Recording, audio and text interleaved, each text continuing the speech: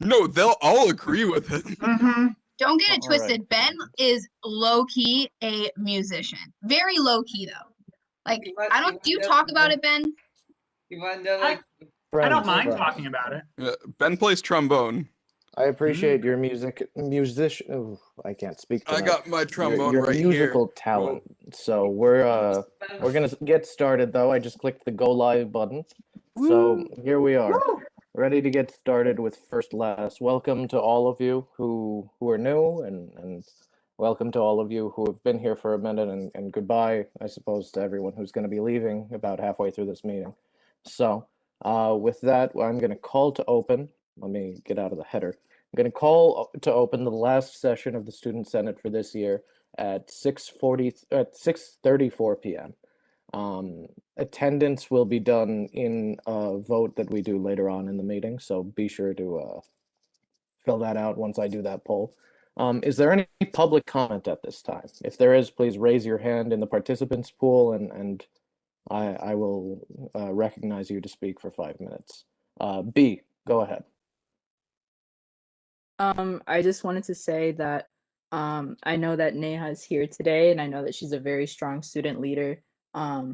I know that probably later today she'll be announcing that she is running for a position, but I just wanted to say that for whatever position that she runs for, I've witnessed some of her, I guess, like greatest moments in leadership, from facilitating workshops to leading panels and just writing legislation and helping others. And I can't imagine a better student leader than Neha for whatever position that she decides to run for. Thank you. Thank you for those comments, B. Are there any other points of public comment at this time?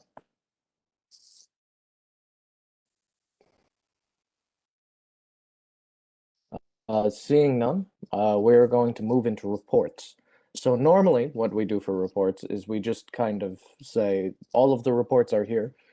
Please view them at your pleasure. But today, given that it's the last meeting of the year and given that it was requested, we're going to be going through the reports and giving brief verbal reports. So I'm gonna click present here. It's loading. So once it's loaded, so we're into reports for April 7th, 2021. We'll start with Katie. So Katie, if you'd like to add anything verbally to your report, feel free to unmute and do so now. Yeah, I didn't think that we were going to be giving verbal reports, so hence my first line of this. Yeah, I just wanted to say that I'm in awe of all of you. We know that USG's been rough this year, but to all of our new members, like, the future's bright. I'm so excited for everything that you're gonna do. I wish whoever comes after me the best of luck. And you all are some really resilient people. It's been a pleasure and an honor. Thank you, Katie. We will now go to Noah if he's here, and if not, someone else from his committee or his leadership can give a brief statement for him.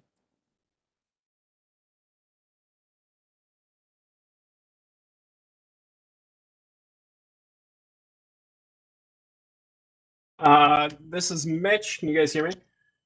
Yeah, we hear you, Mitch. Go ahead. I did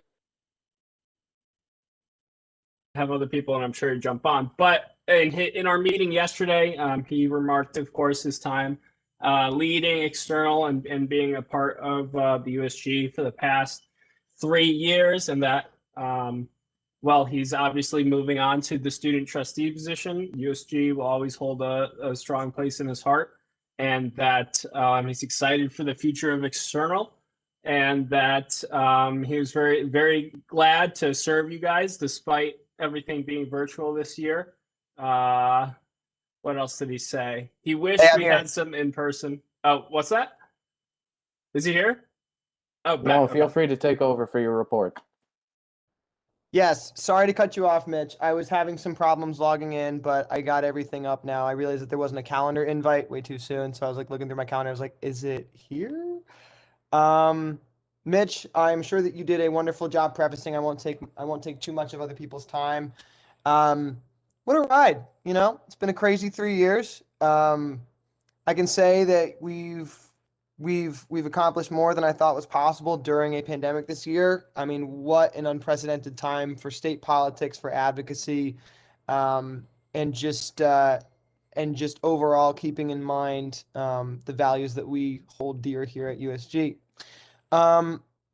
First, I'd like to thank Mitch, of course, for all of your work leading our first ever committee subcommittee.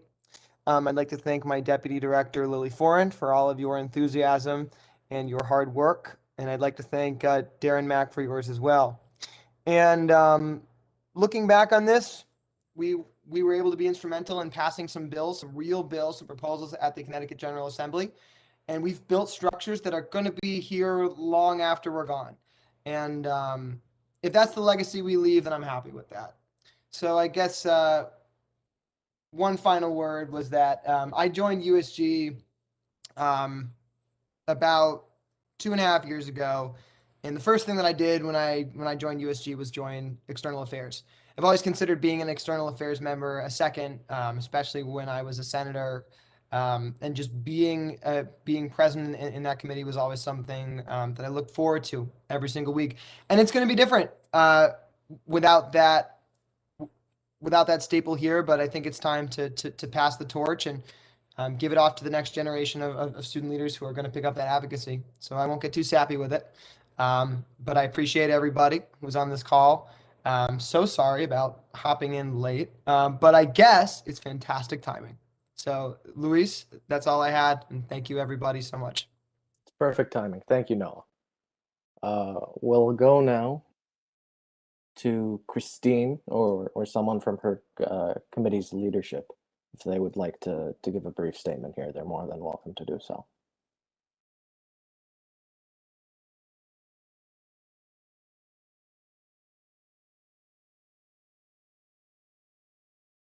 If someone hops on later, we can return to this, but please be sure to take a look at Christine's report.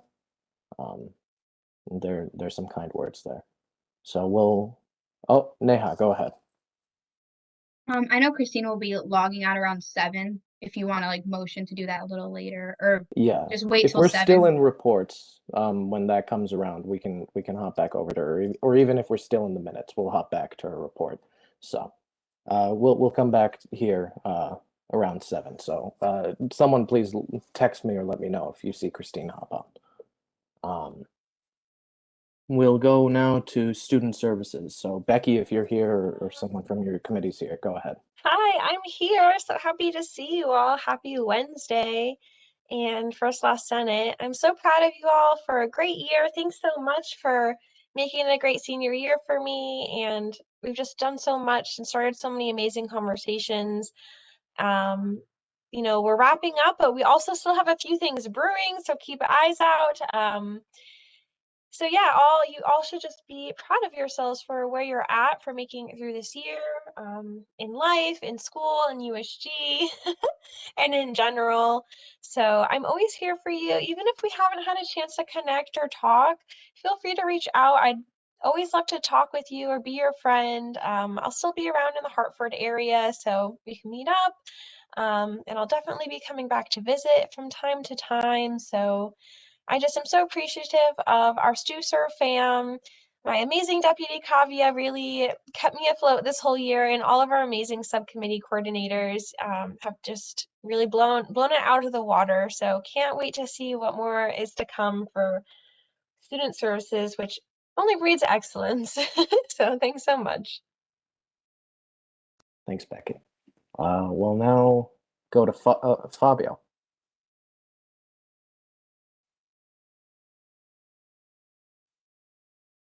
Hello. I didn't know I was next. I don't know how I missed that. Can we like skip me for 1 second? We can, so we'll go back to you. Thank you, Luis. Sorry. Damani, go right ahead.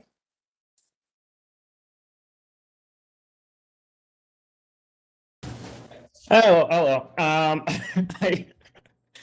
had a second while Flavio was presenting, but I'll go ahead. I want to say thank you to everyone for an amazing year. I think as Katie said, this year has been a roller coaster for a lot of folks. Step into positions that they weren't ready for, expecting or wanting this time last year, or even as we entered the fall semester. But so many people have done an incredible job stepping up to advocate for themselves and their peers, and continue to build USG into the organization that I think a lot of us hoped it would be when we joined, and that it's moving closer and closer to each day.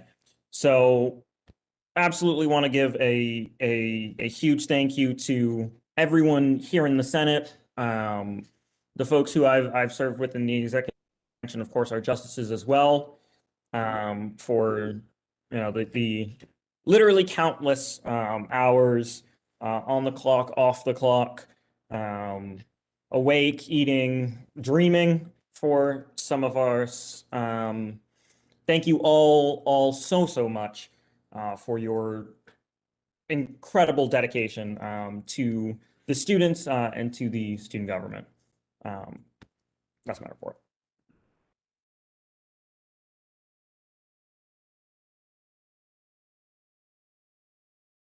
Thank you, Damani. Fabio, are you ready? I am ready. Thank you, Luis. Let's see. Can I go back to you? The things. Okay, there we are. Go right ahead. Well, hi, everybody. This is pretty bittersweet. I don't know what really else to say. I've been kind of sad for a couple of days now because I really love this job, very truly. So I guess I want to begin by thanking everybody really for the opportunity. I share this story all the time and I'll share it again. It's weird to have come full circle here because when I was first elected comptroller, I know people had their thoughts were like, ugh, so that when I stepped into this role, people were concerned, I think, even though they didn't say it, of what I would do because I was a very perturbed tier 2 leader at the time. Just to put it lightly, I thought the funding policies were trash and atrocious. And the way we handled funding, I really didn't like it. And to have stepped into this role and had the opportunity to fix the issues that I saw, it's been really humbling. And I hope that USG continues to prioritize the interests of tier 2s. Our advocacy is so important, but I've always been a big believer that our main mission is tier 2 funding and giving access to the student fees for student organizations. So if you've been following my reports recently, you'll see that this graph here has been changing over time. And overall, what it means is USG has a lot of money. So for new senators, if you are here, incoming leaders, if you're here yet, you need to be aware that USG has a lot of money. Our net worth right now is approximately $1.5 million. It's higher than it's ever been, and it's far higher than it should be. So how you guys choose to handle that is up to you. I will certainly be passing my thoughts on to Chris. And I'm always happy to answer questions if you have any. But, this graph, you should, pay attention because our net worth is high. And if you see the pink line, that's total USG spending. Our total spending is going to come in under $1 million this year, which is pretty low compared to past years, especially tier 2 funding. It's coming in under 500,000. Sometimes we hit easily over 500,000 a semester. So to have the full year under 500,000, that's really where why our income, which is the yellow line, is so high this year. So I guess you have my little blurb on the left. I guess what I really want to pass on to everyone while I can is something Krista taught me, and that's always assume best intentions. Because Krista and I had extensive conversations when I came into this role, because of how I felt that my role was perceived, and she said always assume best intentions. And in my experience, when the previous board had conflicts, when I had conflicts with them, different opinions, I found what worked best was just assuming best intentions and letting cooler heads prevail. So I hope that the incoming administration, incoming leadership, all of you really remaining, can try and really start off on a fresh slate this upcoming year, and try to remember when times are hard to assume best intentions, and that de-escalation is always better than letting conflicts come to a head. So with that, thank you for the opportunity. I was definitely the underdog coming into the comptroller role, and I think I've done a good job. So, you new senators, if you feel like you're the underdog, go for it, run. I was actually approached by a senator today asking if they should run for a certain position, and, my thoughts are always run. Running for a position will never hurt you. So always give it your best shot, and if you lose, you know what to do better for next time. So with that, thank you all. It's been a pleasure. It's been the honor of a lifetime, as I like to say, to be your comptroller. So take care, get your vaccines, and stay healthy. I'll see you all at the, trying to think of the name, the end of year reflection event on Friday. Thank you. Thank you, I'm Fabio. still here to take questions. My role's not done yet. So if you have questions about this nitty graft over here, let me know. Oh, I've made an error. I should have asked if anyone had questions for everyone. So if you have questions for anyone who's given a report yet, feel free to raise your hand now, and we'll go to them. Ben, go ahead. Yeah, are all of these colorful lines, are they cumulative? In other words, have we spent about $300,000 in tier 2 funding this entire year? Yes. So these numbers change over time, and I update them because sometimes, like for instance, the numbers from 324 changed since the last time I put the numbers in for 324. So yes. But what you should look at is 47. That's what it's at now. So it's cumulative for this entire fiscal year. Understood. Thank you. You're welcome. Lakita, go ahead. Hey everyone, I just wanted to begin by taking the time to say, thank you everyone who spoke for honestly your service to this org this entire year and for being amazing leaders. And just a question for you all, any words of advice for anyone incoming or staying in the org and going forward?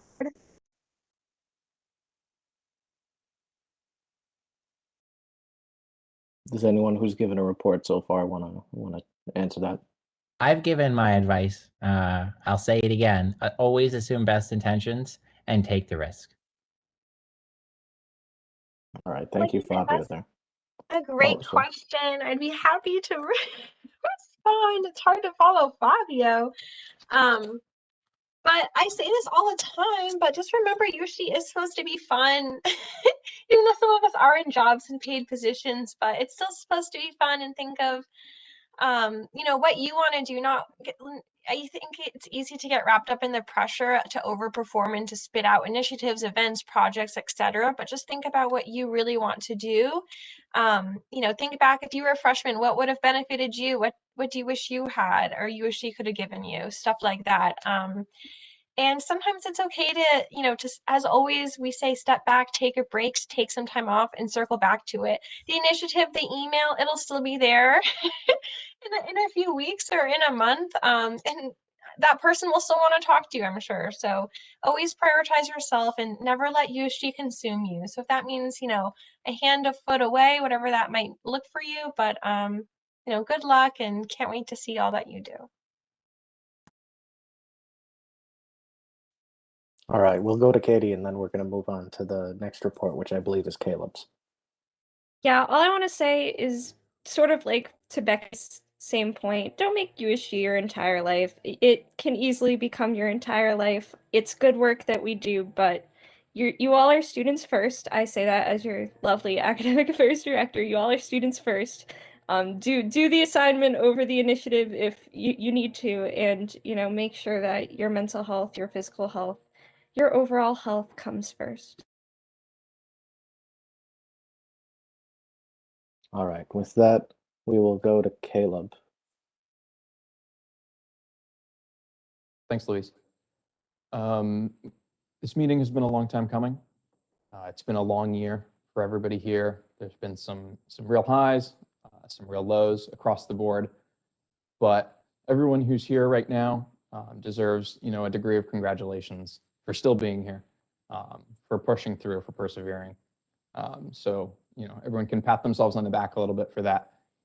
If I can impart anything to all of you, it would be kind of to echo what Katie just said, is that when it gets right down to the end of the day, the people around us are not, enemy politicians on the other side of an aisle.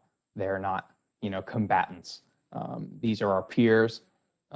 We are all, fighting towards graduation. We're all on the same side.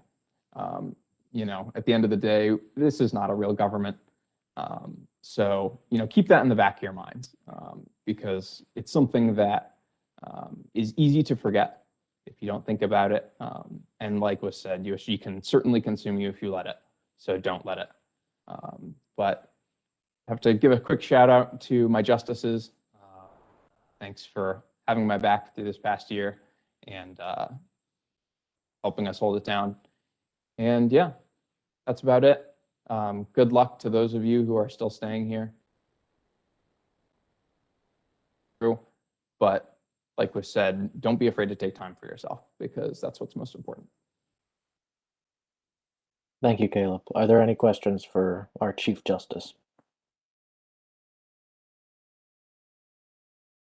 Seeing none, we'll go to President Hernandez. Feel free to take the floor. Great.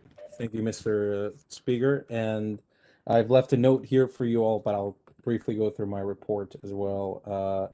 So we are working with the new administration for a smooth transition.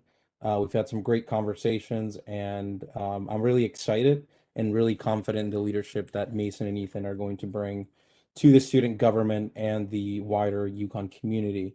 We will have a State of the Campus address released in one form or another. I'll be communicating about that in the next few days. Thanks for your patience. I'm really proud of the student government this year. We have tackled really big initiatives, really big projects with big commitments and big price tags. And some of the biggest issues that we've discussed and really gone into depth with, mental health, institutional reforms, free speech, or what have you. All big issues that really brought in new voices and really pushed the student government to wrestle with itself. And that's a story of struggle. That's a story of leadership. And that's a story of resilience. And I can confidently tell you that the Uconn administration is extremely proud of the student government, which is why I'd like to remind all the folks who will be part of the student government and those who are leaving, that's what you should take with you. We can't take away the good memories. We can't take the good experiences or the bad experiences, but we can take lessons and we can take the memories. And I really urge the new student government that will be sworn in today to commit itself to shared governance, to a free and open organization, and to really always remember the values that are outlined in our governing documents. As was said earlier, really my biggest piece of advice is that you are first and foremost a student, and that you are here to be supported by your peers, by our advisors, and you are here to learn, and you are here to struggle, and you're also here to accomplish a lot of things. And I'm really proud, again, in the student government. I'm proud of the student body. It's been the honor of a lifetime to serve in this position. And I'm really grateful to all my colleagues. I'm grateful to the administration, and I'm grateful to the student body for all their support in the good and bad times. And I wish the best of luck to the new USG membership, as well as to the wider Uconn community. Thank you very much, Mr. Speaker. Thank you, Mike. Are there any questions for the president?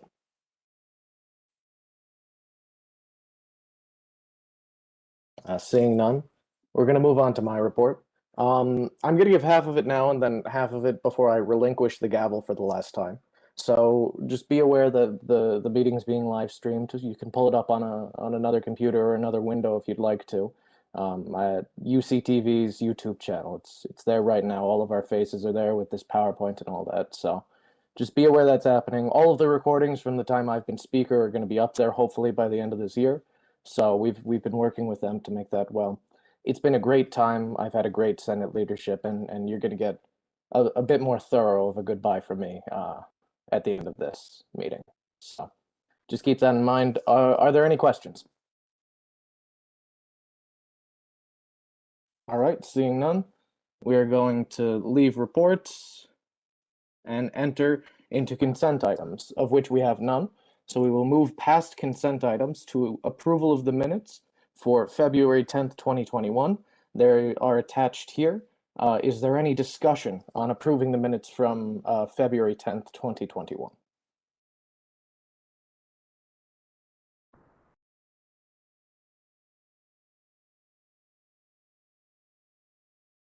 Seeing no discussion, I'm going to move to approve of these minutes by unanimous consent. Is there any objection to doing so? If so, raise your hand or object vocally at this point. So for those who have not been to a Senate meeting before, essentially what we're doing is every meeting we have takes this agenda and writes down everything that we say from it. We have our wonderful minute taker, Miriam, whose name is down here, who will go through and write down all of what anyone says here. So we have 3 weeks worth of them because we were a little bit backed up. The most recent meetings one will be coming at a future Senate, hopefully with this one as well. So what we're doing now is we're voting to say, yes, that is what was said, that is what was done, and we're going to do that for 3 of them. So if anyone objects to us passing that this is what actually happened, say so now. Otherwise, we're going to move forward. I just want to make that clear for anyone who might be new. Seeing no objections, it's so moved, and we've approved the minutes from February 10th, 2021. All right, we're now going to move into the approval of the minutes for February 24th, 2021. Are there any points of discussion on these minutes?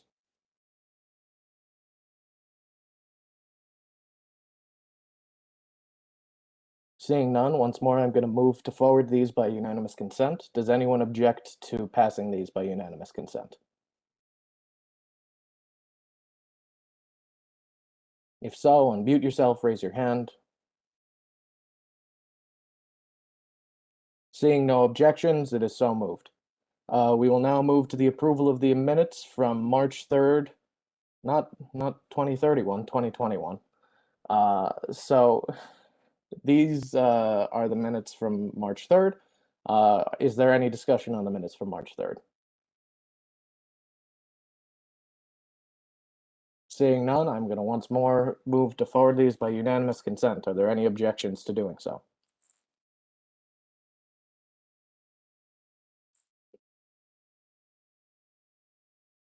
All right, seeing no objections, we've approved all of the minutes and we'll now move on to our first actual agenda item.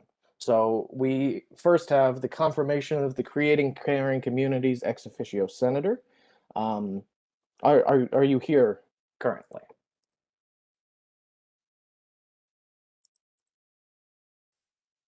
Let me just pull up. Sorry.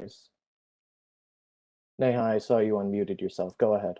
Alyssa, this is where you come in. There she is. Hi, sorry. Hi, Alyssa. So do you accept the nomination to be the senator for the Creating Caring Communities in USG? Yes. All right, wonderful. So are there any questions for the nominee to be senator? Nope, not right now. Oh, not so to clarify, are there any questions for you about what you want to do as a senator? So if anyone has a question for Alyssa, please feel free to raise your hand now.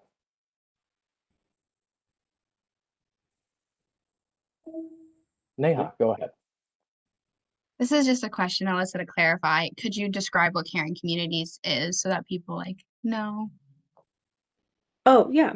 So CCC, or Creating Caring Communities, is basically an organization, and we focus on issues such as homelessness on campus and foster students and just that whole system. Thank you. Are there any other questions for Alyssa? Seeing none, are there any points of discussion Does anyone want to talk to Alyssa's merits or anything of the sort?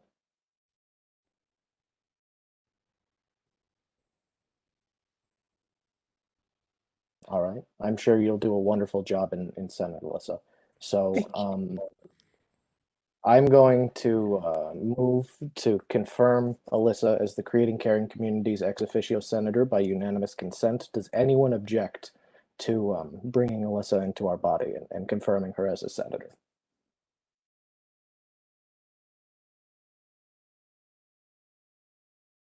Seeing no objections, it's so moved. Alyssa, you have all the rights that a senator does now, and you're free to vote in the rest of the meeting and the next meeting. So we will now move to the statement of position regarding the rights of queer students at Uconn.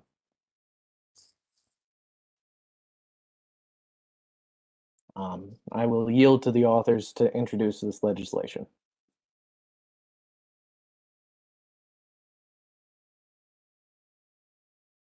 I believe Nell is here, so Nell, do you want to take charge on it?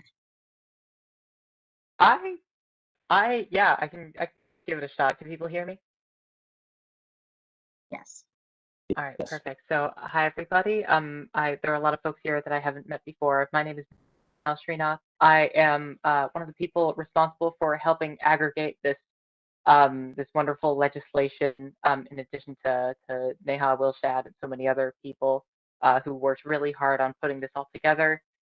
The goal of this legislation is essentially to commit through a sort of progressive realization to making the University of Connecticut a leader in ensuring the rights of our queer, trans, and gender oppressed student community by holding one another and student, faculty, and broader university community accountable by demanding what is deserved of our gender oppressed community materially, socially, and I suppose politically in an environment like the USG. I find that it's really important that we address this now, especially in this very politically contentious environment, because it is important that our queer and trans and gender oppressed colleagues and peers know that we have allies and know that we have a forum in which to assert ourselves and make our voices heard. Other than that, if you haven't read it already, I think it's very interesting. I think we put a lot of common sense resolutions forward, as well as things that people may not have thought were contentious or maybe did harm to our queer and trans student community, but in reality they would be very materially beneficial, such as rules on, I don't know if rules is the correct word, but a framework in terms of how to correctly gender students, how to affirm each other's identities in the most respectful way, etc. That's basically all the statement I have. Sorry if I started rambling a little bit there. I don't know if anyone else has anything to add, but that's basically my piece. Thank you, Nell. Do any of the other authors wish to add on to that introduction?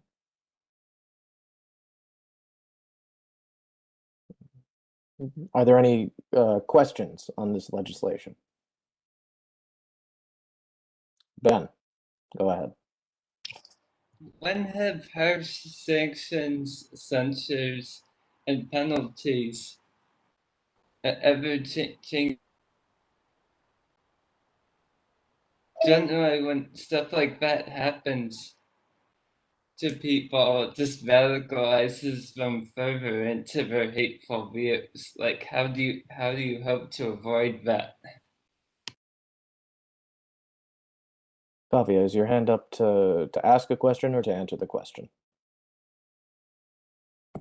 Oh, I'm sorry. I raised my hand at a bad time. I just wanted to add another comment after. But Okay, so sorry. no worries. We're in questions. So would one of the Oh, authors my like to answer bad. Ben's question? I really apologize. No, keep your hand up. It's no worries at all. Naya, do you want to take this one, or should I? I didn't fully hear the question. I'm so sorry, Ben. I don't know if Ben wants to maybe repeat it, or no, you can take it. Yeah, I asked how like, because Uconn, when they do harsh sanctions, they go very harsh, like with cannabis, for instance. And if Uconn goes very harsh on it, I worry it'll just radicalize like bigots even further and potentially cause like transphobic violence or stuff like that as they get radicalized. And how do you hope to avoid something like that occurring? Oh, like avoid too much criminalization, basically.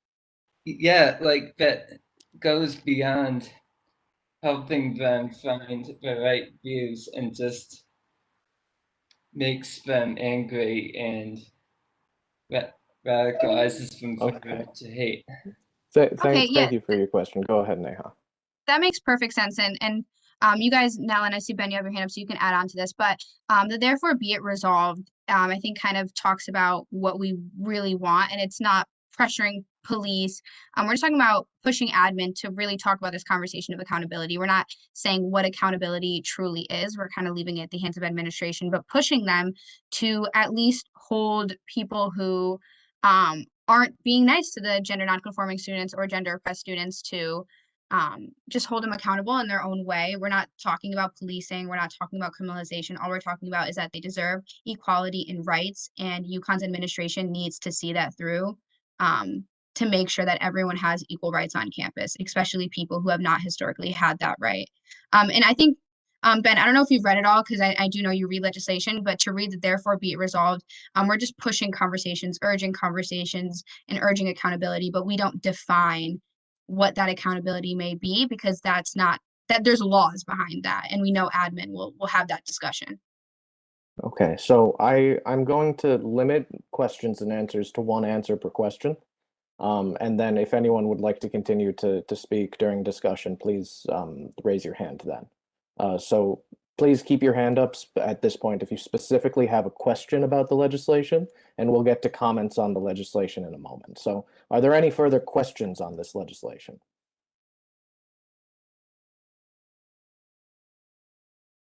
I'll give it another 30 seconds for if anyone has a question, and then we'll move into discussion.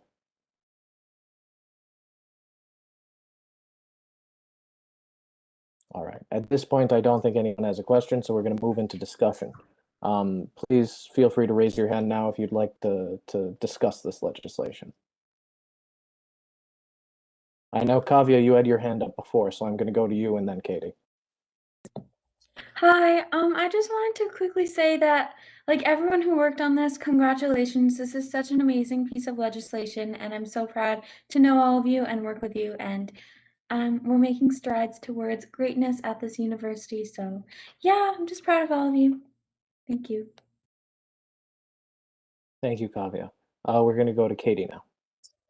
Yeah, I just want to emulate what Kavya just said and say thank you to all the authors. This legislation is amazing, and it's nothing short of greatness. It essentially is really organized, and it asks for a lot, which is amazing, and it just clearly walks you through it. Admin would be remiss if they did not look through this. So Thank you, Katie. We're going to go to Kavya now. Oh, wait, Kavya just spoke. Whew. I'll lower your hand for you there. Please correct me if I pronounce your name incorrectly. Ksai, please correct me. It's Kazi. I'm not sure if you were okay. I wasn't sure if you were talking to me, but yeah. No, I apologize. Go ahead and speak. That's totally fine.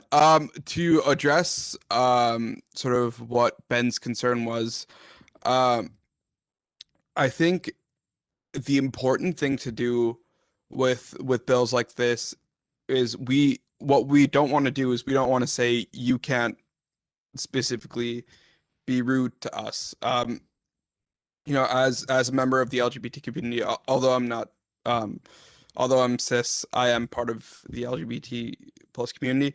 The thing that I sort of strive for is opening up these conversations like this bill is doing, and sort of having that space to understand, why pronouns are important or why it's important to respect these identities. So, some people might think that, like, censoring um, might push people to one side, but that's not what we'd try to do. We're trying to just open the space up and educate. Okay, we'll go to Lakita and then Shed and then Nell. Yeah, I also just want to sort of emulate the words that have been said before me and say, like, thank you to all the authors for doing this. And I kind of just wanted to add, like, my perspective of things. I think there are some people that say that, UConn's doing all that it can to make it an open and welcoming space for everyone. But as someone that filled out a scholarship application a couple weeks ago for the School of Engineering, I looked at the gender section and it only had 2 genders, male and female. And like that there for me itself was a concern, because I was like, for a university that strives itself for diversity and pushes that it's an open space, that it has all these cultural centers and whatnot, to see that there's only 2 options was so concerning. And the fact that that scholarship application was open for 2 or 3 months and no one saw the need to point it out was even more concerning, because that also means that we've sort of like accepted that like things are the way they are and like going around it. And like for most of us, that's not an issue, but for those that need it, it truly is. And so I think this legislation is taking a stride towards fixing that issue as a whole. And so I just want to thank everyone. Thank you, Lakita. Shed. Thank you, Luis. I won't French fry too much, but everyone who did work on this did an amazing job. The thing I want to say that has not yet been said is my idea for this legislation kind of, I think what a lot of us have agreed that it is kind of a grand list of not all, it's not obviously complete, but it's a list of some of the beginning demands by queer folks on the campus to get them better represented and to get their rights better protected. And I really think it's going to be effective as kind of a living document to be used next year to spearhead the advocacy on behalf of our queer students. So I'm really happy with what we've done. Like I said, this is absolutely and always will be kind of a living document with new things added all the time to make sure that we are being the best advocates we can be. But like I said, everyone who worked on this did an absolutely fantastic job. And I have so much respect and love for all of you. So thank you. Thank you, Shed. And then we'll end with Nell. Thank you. Just to address some of the concerns that I've heard, I definitely appreciate them. I appreciate what I've been hearing about the idea of radicalization. And while I think the probability of that is low, I think it's important to address what the legislation serves to accomplish in that respect. I think it's, yeah, is my Wi-Fi going? I can still hear you, but I can't see anyone. I think my Wi-Fi is bad. Okay. Yeah, I think what this legislation seeks to accomplish is to, with that in mind, our adjudicators here at the university are human beings. I don't think that they're going to make any, I don't think they're going to litigate any cases of like sanction or censure with regards to violations of this bill irrationally. But I think that said, I think a wholehearted commitment to these goals is what will, in the end, mitigate the risk of radicalizing people, against our queer and trans community. I think being able to look at these goals, try our best to understand them, why people have them in mind, and understand them well enough to to share that and to emulate that desire from the perspective of of our community members is very important. And that solidarity, that empathy and connection with our fellow student body is what will really create the culture that mitigates violence, microaggressions, or any other sort of infraction against queer and trans students on campus. So I think in the end, solidarity is what brings us all together and will, I think address a lot of concerns that I've heard so far. Thank you, Nell. We're going to go to Ben, and then we are going to move into a vote on this piece of legislation. Thank you, Luis. I'm Ben Kilty. I'm one of the authors. First of all, I want to echo everything that Nell just said because it was fantastic and correct and needed to be said. But I also wanted to address some of the or rather the concern that Ben Gladstone brought up. And again, radicalization, if it happens, is something to worry about. But you'll notice that throughout this, we're not ever calling for specific, say, punishments against anyone for specific acts. We're not advocating for locking people up if they don't do something. But what we are saying, and I would guess that your issue comes with the third therefore clause on the screen. USG demands that dead naming a student be a prohibited action for faculty, staff, and members of the student body. And the fact of the matter is, dead naming someone is a hostile action. It should be prohibited. It's not something that we can just look past because they didn't mean it or they didn't know. Rules can always, or I shouldn't say the enforcement of the rules, but rather the punishments should and can always be flexible, but the rules themselves need to be clear.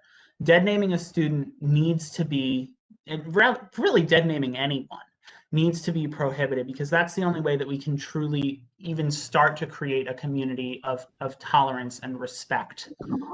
And so that's why we included that specific language in there. And I would stand by it.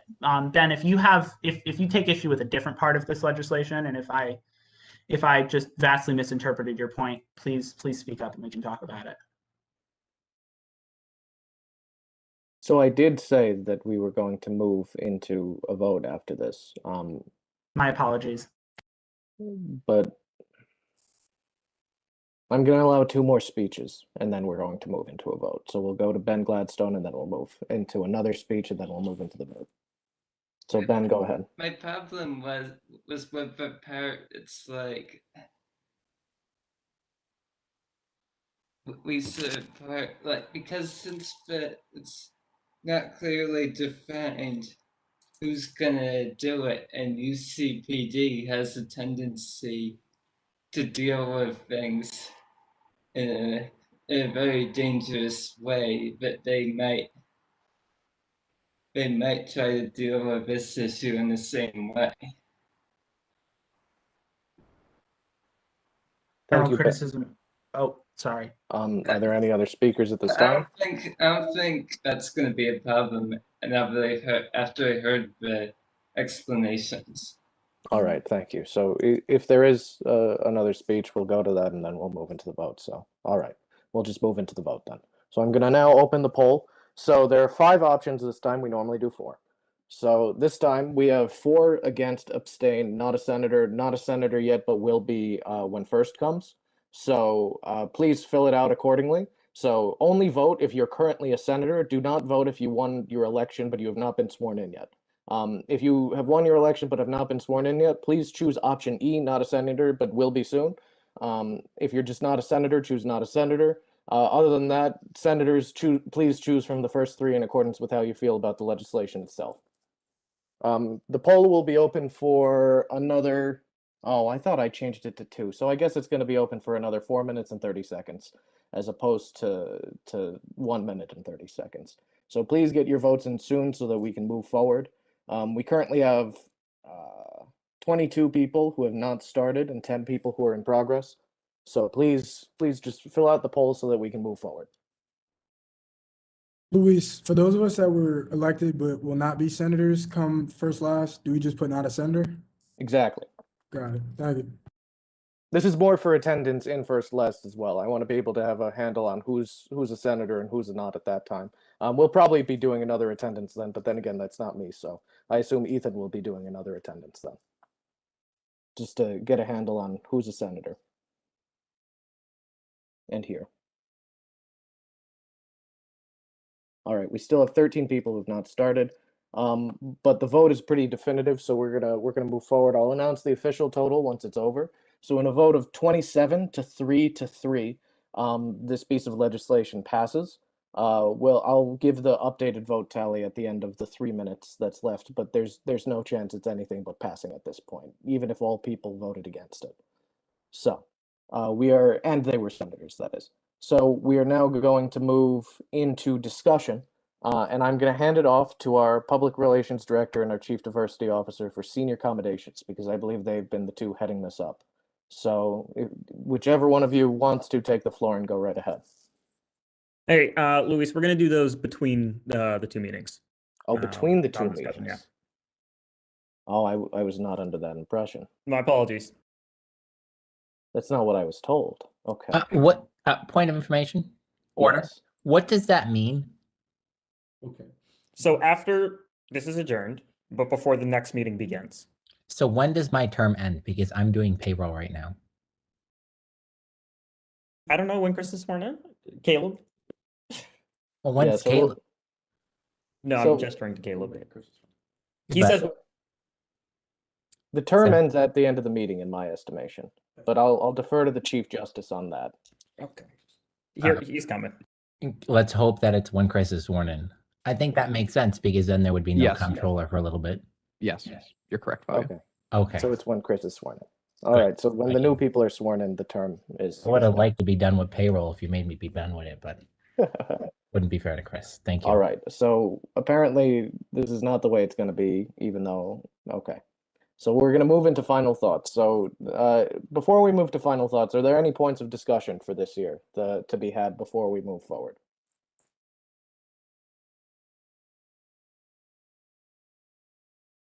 Ben. I have a fun thing that I'm not necessarily sure belongs in announcements or discussion. Okay. And I Go just ahead. so you guys know, or rather many of you know, I shouldn't say all of you because many of you are new, that I have been fighting hard in the Connecticut General Assembly for the past few months about increased representation on Uconn's governing boards. And we just learned in external last night from the chair of the Higher Education Committee that the bill for that passed through his committee, which is was going to be one of the biggest hurdles towards passing the bill. It passed, so we are looking.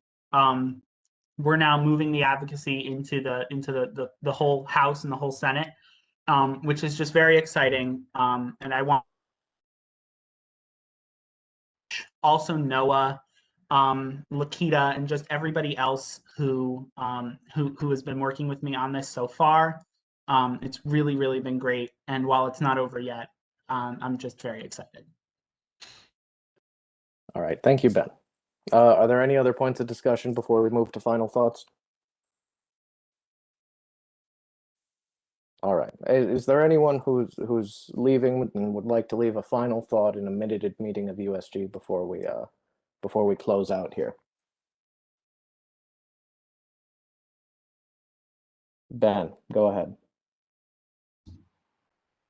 USG is very good. It's like all of you here keep doing the right thing and keep standing up for what's right.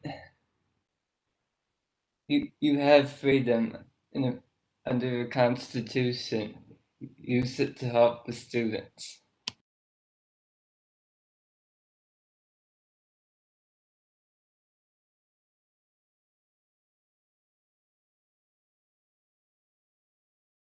Mike, go ahead. Thanks, Mr. Speaker. I just want to leave you with these words, which is that student government is really awesome. You know, some countries don't even their real government isn't even open, and we actually have the great opportunity to see what shared governance looks like as students. So just even having that freedom is really incredible. And I can tell you that from personal experience, living in a country that's not free. So, you know, make the best out of it, have fun, keep an open mind. You're going to be challenged You're going to go through trials, but that's going to make you a more resilient, a stronger person. That's going to make you a leader, and hopefully that's going to inspire you to run for office one day.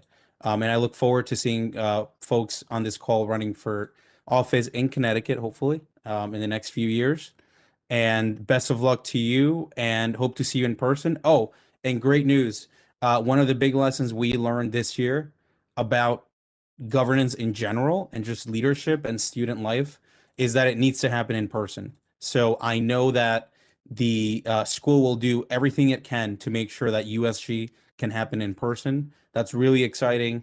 I'll be around if anyone needs anything, and I'm happy to always have an open conversation, preferably over coffee and preferably in person. Thanks. Thank you, Mike. Are there any other closing thoughts for the year or announcements at this time?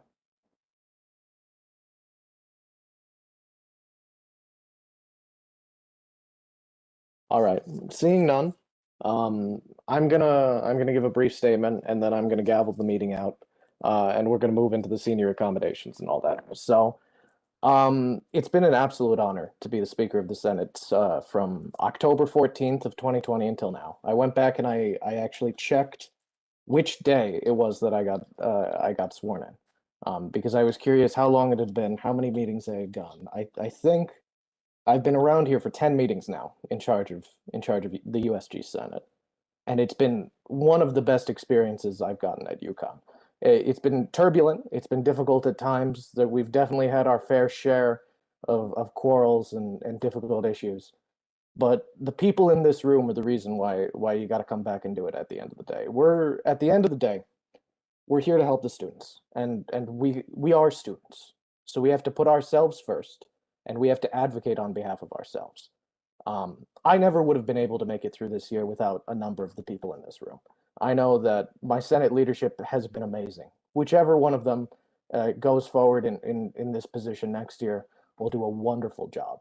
Both Neha and Irene. Neha and I were at this together since I was deputy speaker. We've been working at this for a long time. She's grown amazingly as a leader, and she's a wonderful individual. I've had so much fun with them. I think that they call us the trifecta is what Neha, Irene, and I talk about together. Is we call ourselves that, and it's talking after Senate leadership, talking during Senate leadership, like addressing all of the problems we have to do. I wouldn't have been able to do it without either of you. Irene, I'm very happy I chose you to be my deputy. You've been a rock, you've been there the whole time, and you've done what needs to be done in order to make this organization function. All that said, I think that there are people in this room who have put in immense amounts of work and need to be recognized, who may not be seniors, but some of whom are seniors.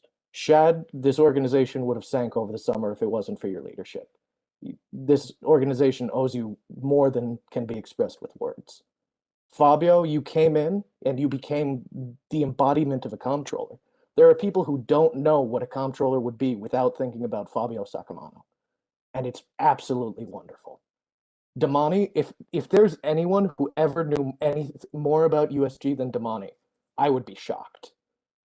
Damani is the go-to knowledge on the undergraduate student government, and he's known so much and he's done so much to affect this org, and it's been wonderful to watch. I can't even get to all the people. Noah, you gave me my opportunity in leadership. I never would have been interested in going for anything like this if you didn't give me the grounds I needed in internal affairs to get here. I remember coming to the first meeting of the Senate I ever did. It was about 2.5 years ago now. And I came and I spoke in public comment because I was upset about the funding policy changes.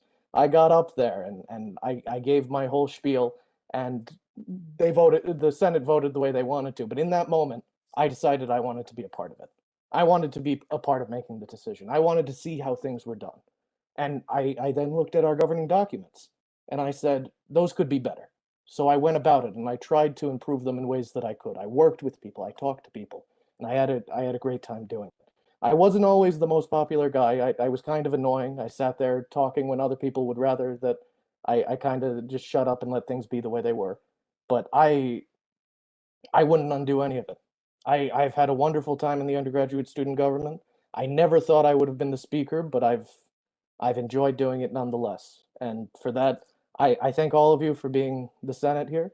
I thank all of you for doing your job, and I hope that the new leadership can live up to what we've done here. So with that, I'm going to call this meeting of the Senate to a close at 7:34 p.m. and hand it off to other people to do some senior commendations. Thank you all.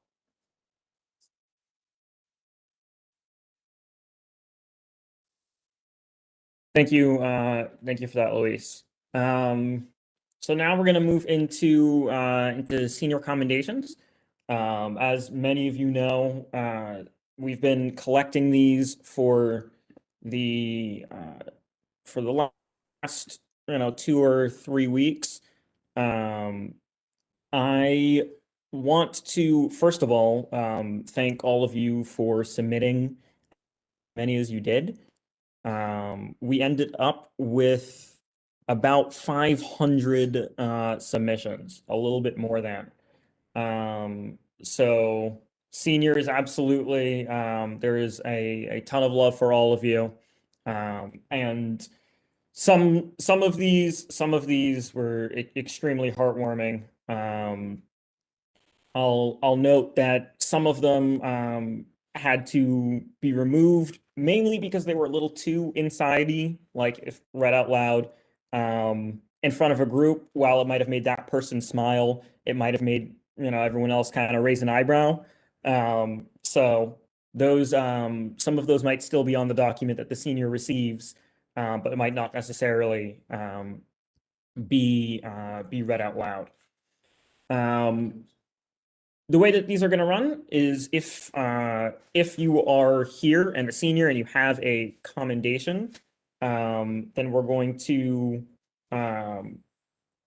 are going to kind of run through those in the orders. Some of them will be read by me, some of them will be read by others. A handful of people reached out to read someone else's, so we might go out of order a little bit. I'm keeping a close eye on the attendee list to see who is and is not here, because some people wanted specific readers for their commendations. Quick look at those to make sure that we have the people to do the first couple, and then we will get started.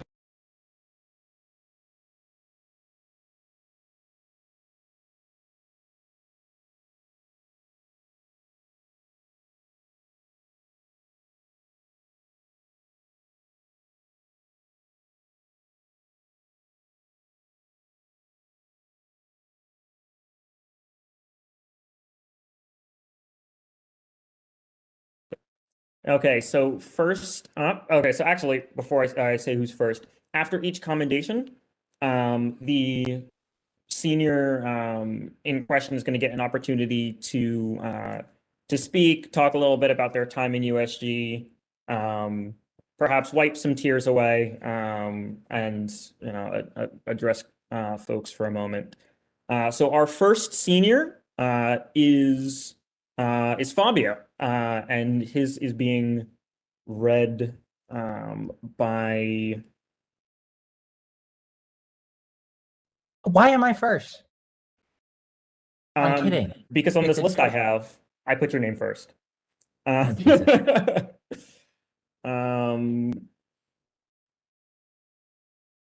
I just shared it with your reader to their USG account.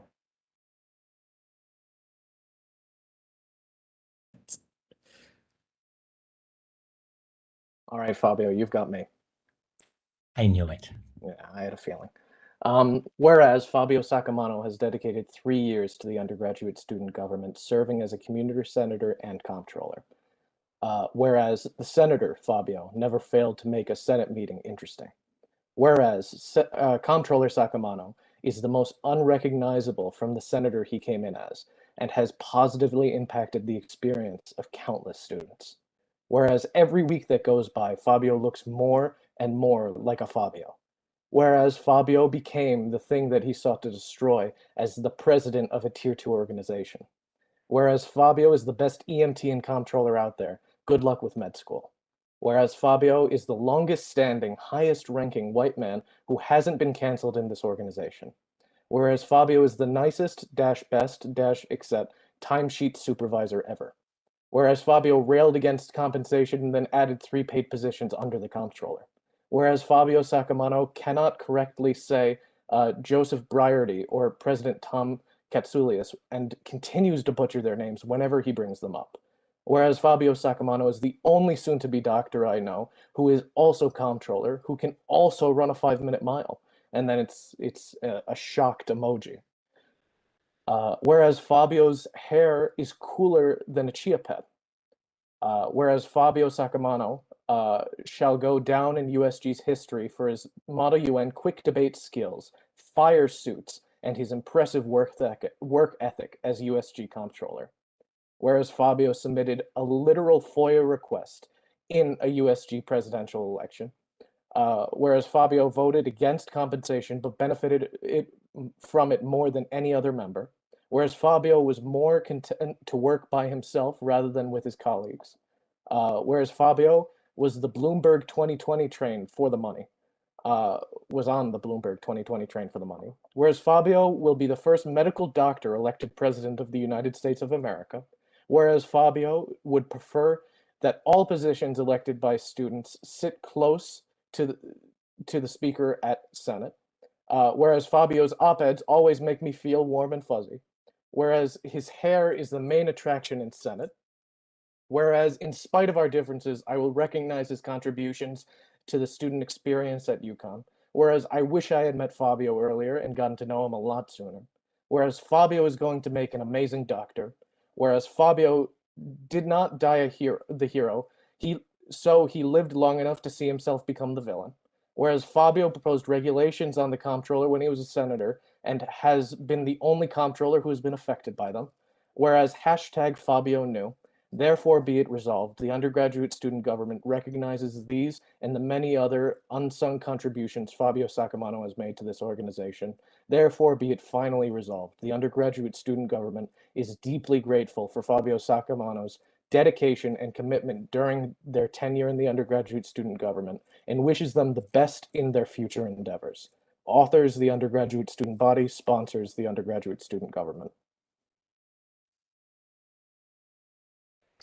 Thank you, everybody. Wow. I mean, what a send-off. I couldn't have written that better myself if I tried. You roasted me there. What I'm trying to think. Yes, I did submit a FOIA request, and then I followed up on that FOIA request about 3 different times, and they wouldn't talk to me. And what else? I'm trying to think. Oh, yeah, President Katsoulias. I started with President Katsoulias, and then I started with Joe Briady. And Aaron, there was one more. I can't remember. There's one other name that I butchered. I don't know either, but it was just awful. It's not good. Yeah, it was not good. I mean, I was in speech therapy actually on a real note for a while when I was little. So it definitely helped, long term, but I still struggle sometimes. So yeah, I mean, everyone, thank you so much. I mean, you got a little of the story there when I entered. Somebody hit it dead on. I definitely saw myself become the villain at times and imposed restrictions on myself because I was mad at the previous comptroller. And I was the only one that had to abide by them since. So, that's all good stuff. And it's really been a pleasure to serve. And like I said, the Senate definitely took a gamble on me by electing me after the impeachment. And it's been a pleasure to serve. Like I said earlier, the honor of a lifetime. And I've always put my best foot forward. And thank you for the opportunity. So take care of yourselves and keep that spirit of USG going, and don't be afraid to speak up for what you believe in. Everyone should be respectful and mindful of other people's feelings. And someone wrote that I was the only white man not to be canceled. That made me chuckle because I've definitely made blunders at times. So, I think assuming best intentions and always having best intentions, that's certainly, I think, why I haven't been canceled, is because I've always had good intentions being here. And I think that's been clear. So thank you for the opportunity again. And I wish you all the best. And what a send-off. I can't wait to get that printed and hang it somewhere. So yeah, when I become the first medical doctor elected president, don't forget this Senate meeting because I'm going to be the first. So thank you.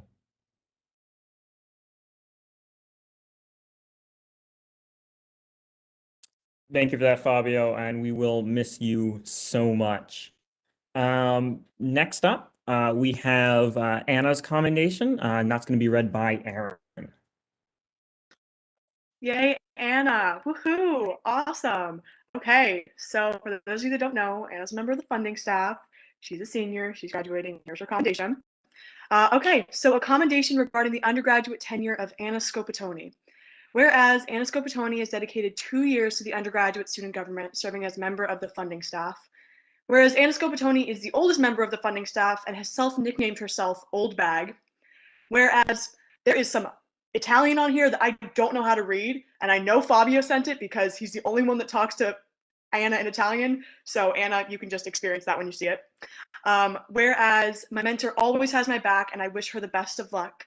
Therefore, be it resolved, the undergraduate student government recognizes these and the many other unsung contributions Anna Scopatoni has made to this organization.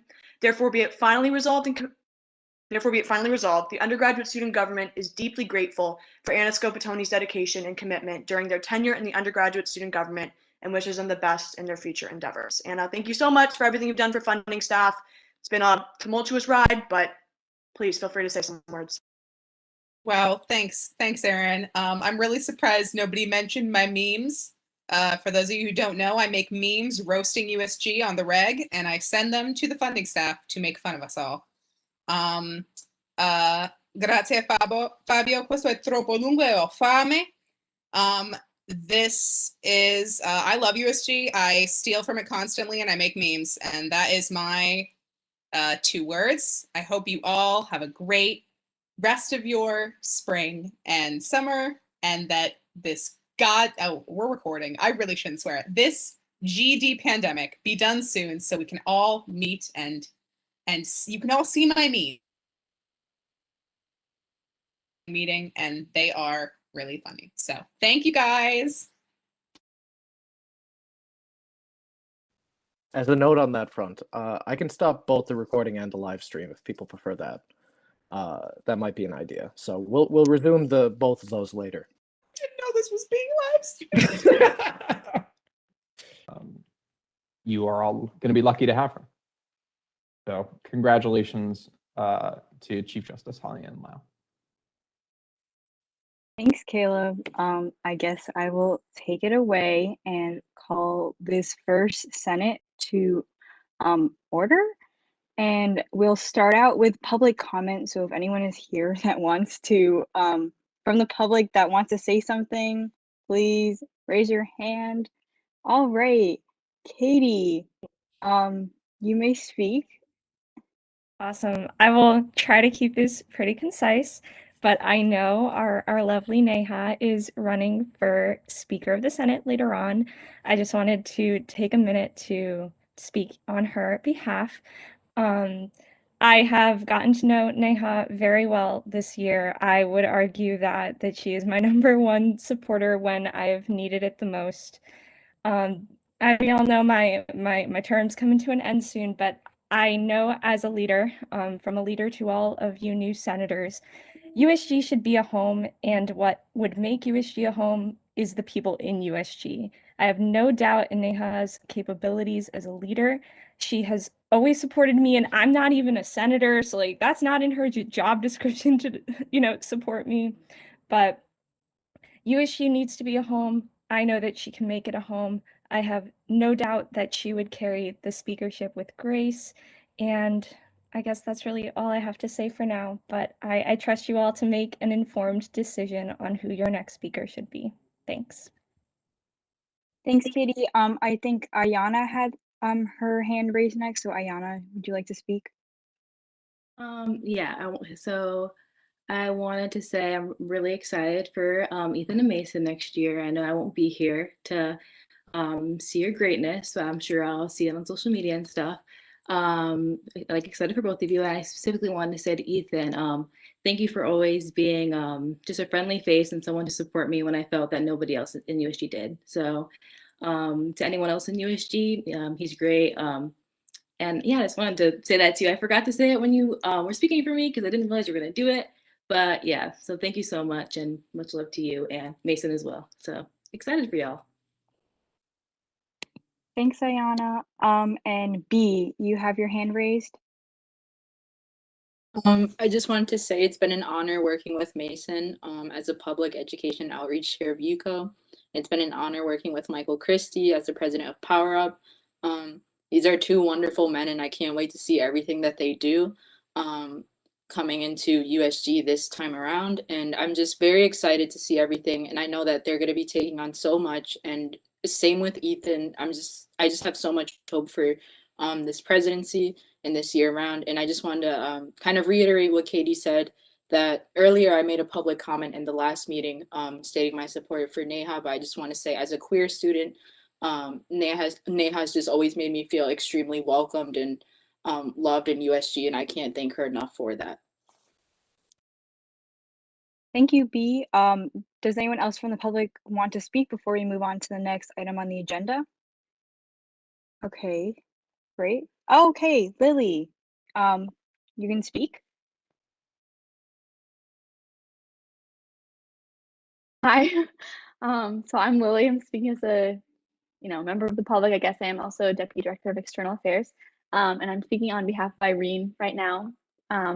So Irene, for Speaker of the Senate, Irene is like the most put together, dedicated individual. I've been working with her for like almost a year, I think over a year now, in a really small research team where she is like so on top of things, so caring and dedicated.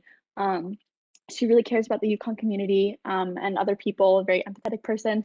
She's a committed advocate if you're familiar with her human rights work. So I just want to emphatically state my support for Irene. Thanks, Lily. And Damani, you can speak next. For the next few minutes while I'm still the CDO, I wanted to express my faith and support in the incoming administration. Michael Christie in particular, he and I worked closely since he won his election, and I again wanted to take an opportunity to express my faith and support in his ability to do this job and send my best wishes to the incoming administration. Thanks, Damani. And Noah, you're up next if you have your hand raised. I won't. Oh, sorry, put it up again. I won't French fry too much. But Damani, I think you summed it up perfectly. I'm super excited to see what this new incoming administration is capable of. Mason, Ethan, obviously, you guys are not only great colleagues, but you guys are also good friends. And I'm looking forward to working with you to make sure that student voices get heard and are uplifted to the board.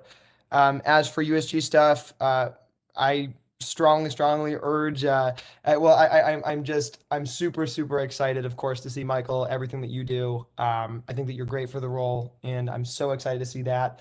And with the speaker election and all other points, Neha and Irene, you've got some fantastic candidates here tonight. I personally, I'm super excited to see how both of these campaigns have unfolded over so much time. But Irene, you and I know have worked just super close on a ton of initiatives. You are a fantastic advocate for students here, and I can't wait to see how this goes. USG is in great hands, and that's all for me.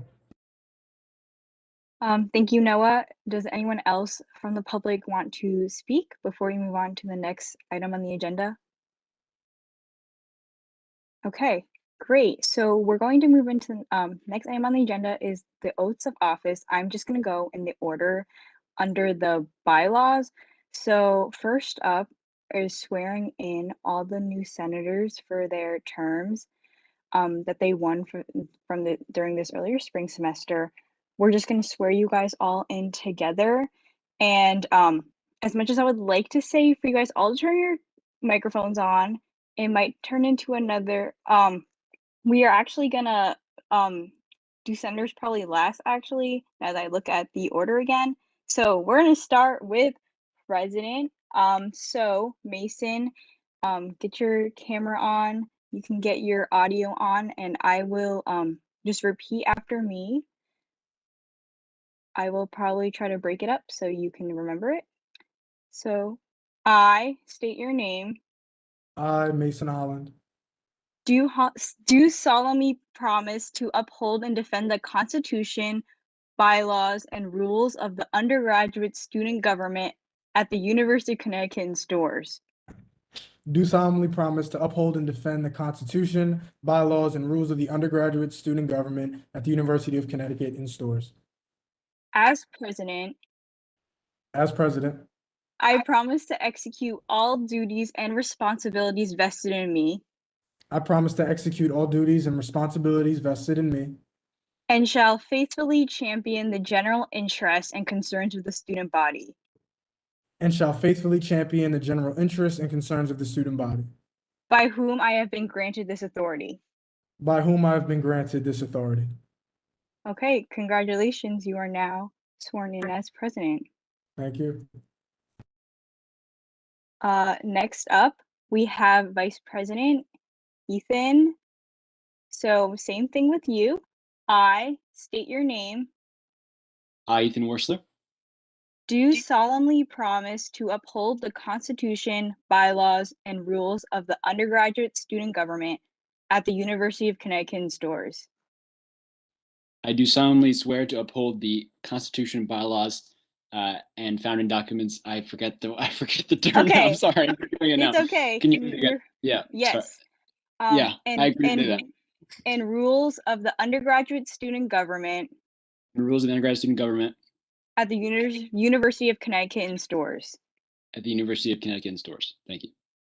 As Vice President, As Vice President, I promise to execute all duties and responsibilities vested in me, I promise to execute all responsibilities vested in me, and shall work diligently to ensure the successful and efficient operation and work diligently to execute.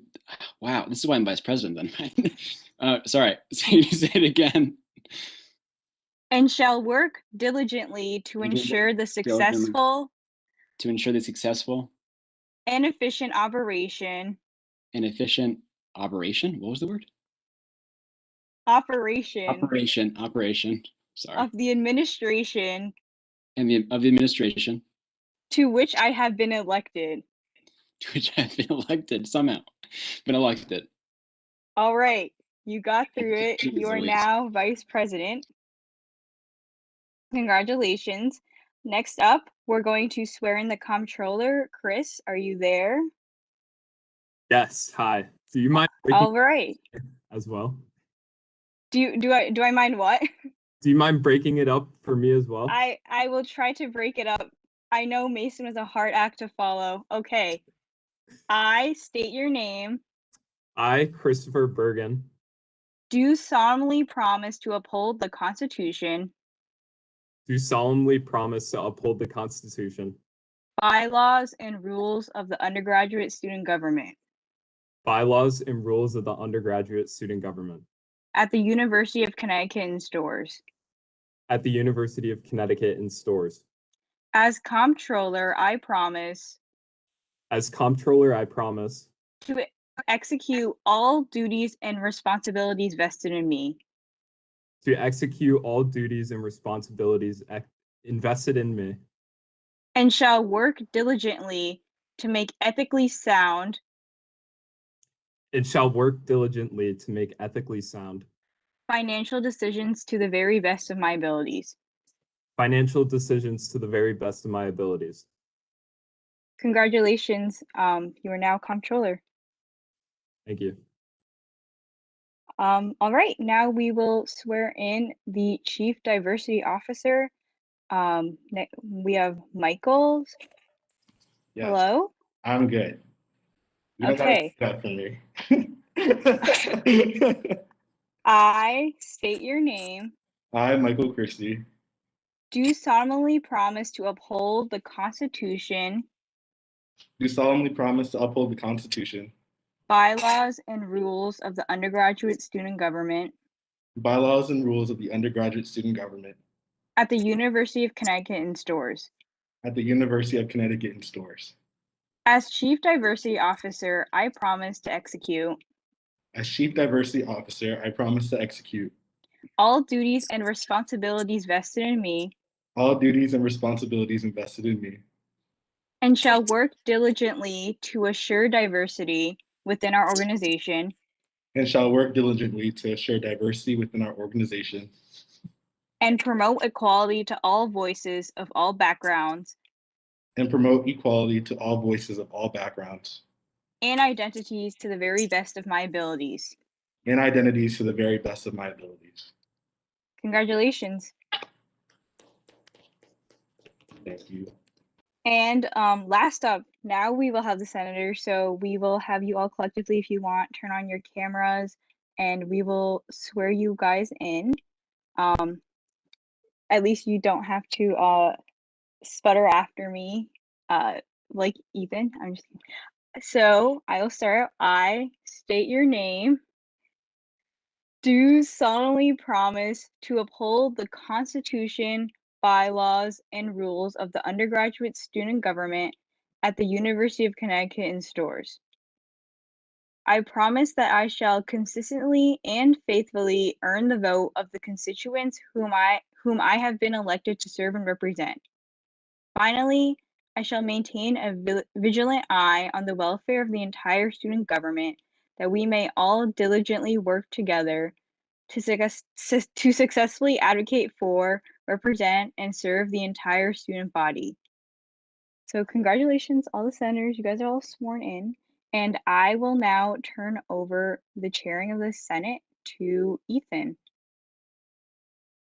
Hey everybody, sorry for what you just witnessed of swearing that oath there, but I sincerely would like to congratulate everyone who was sworn in. I already know at this point in time, considering we have almost 70 people in the call right now, that is a significant amount of USG energy, and I am sincerely appreciative of that energy. It's gonna be a great year, no doubt about it. Okay, so here's the situation. So now we have to vote in the next speaker. So there's a couple ground rules I'm going to lay real quick, just so we're on the same page here and we can proceed doing it in a manner that makes sense and is respectful of everyone's time here. So the first rule we have is that only current senators, so senators who have currently just sworn in or their term has been continued, right, can participate in discussion and vote. That's very important, and we're going to check to make sure that there's no rollover or anyone who may not know or whatnot. So we'll make sure that that's the case. The second rule we have here is that each speaker during discussion will have 2 minutes of speaking time, and there's no yielding. So you can't yield the remainder of your time to somebody else just because we want to be able to make sure every student is able to speak one time. And then finally, please keep your comment respectful and specifically in favor of your chosen candidate and not against or criticizing another, please. The rules for this election have been, I hope that makes sense to everybody, and I think we can get right going on to it. Yes, Neha, do you have a question? I made another mistake, y'all. And I'm just going to be honest. I did not know that only current senators can speak. I also thought I just didn't tell people to speak at the time during public comment. And I was wondering if we can do another public comment. I don't know if Irene, if you made the same mistake where you do have some speakers who might have not spoken yet on your behalf. Yeah, I made that mistake because there are some old senators that were supposed to speak and I thought they could speak during discussion. If that's an issue, like they don't need, like that's fine. Let me see. So I think if this is a significant amount of folks who want to be able to speak, then I'm not particularly opposed to having them be able to speak maybe right now before we get into the actual election. Is that okay by folks? If folks feel that's not right or not justified, then so be it. But my thought is having an opportunity for have them speak right now for 2 minutes, the same amount of time they'd have to speak during discussion. But once we begin the voting election or voting procedure, they won't certainly not be able to vote. That'll be the case, but they may be able to speak.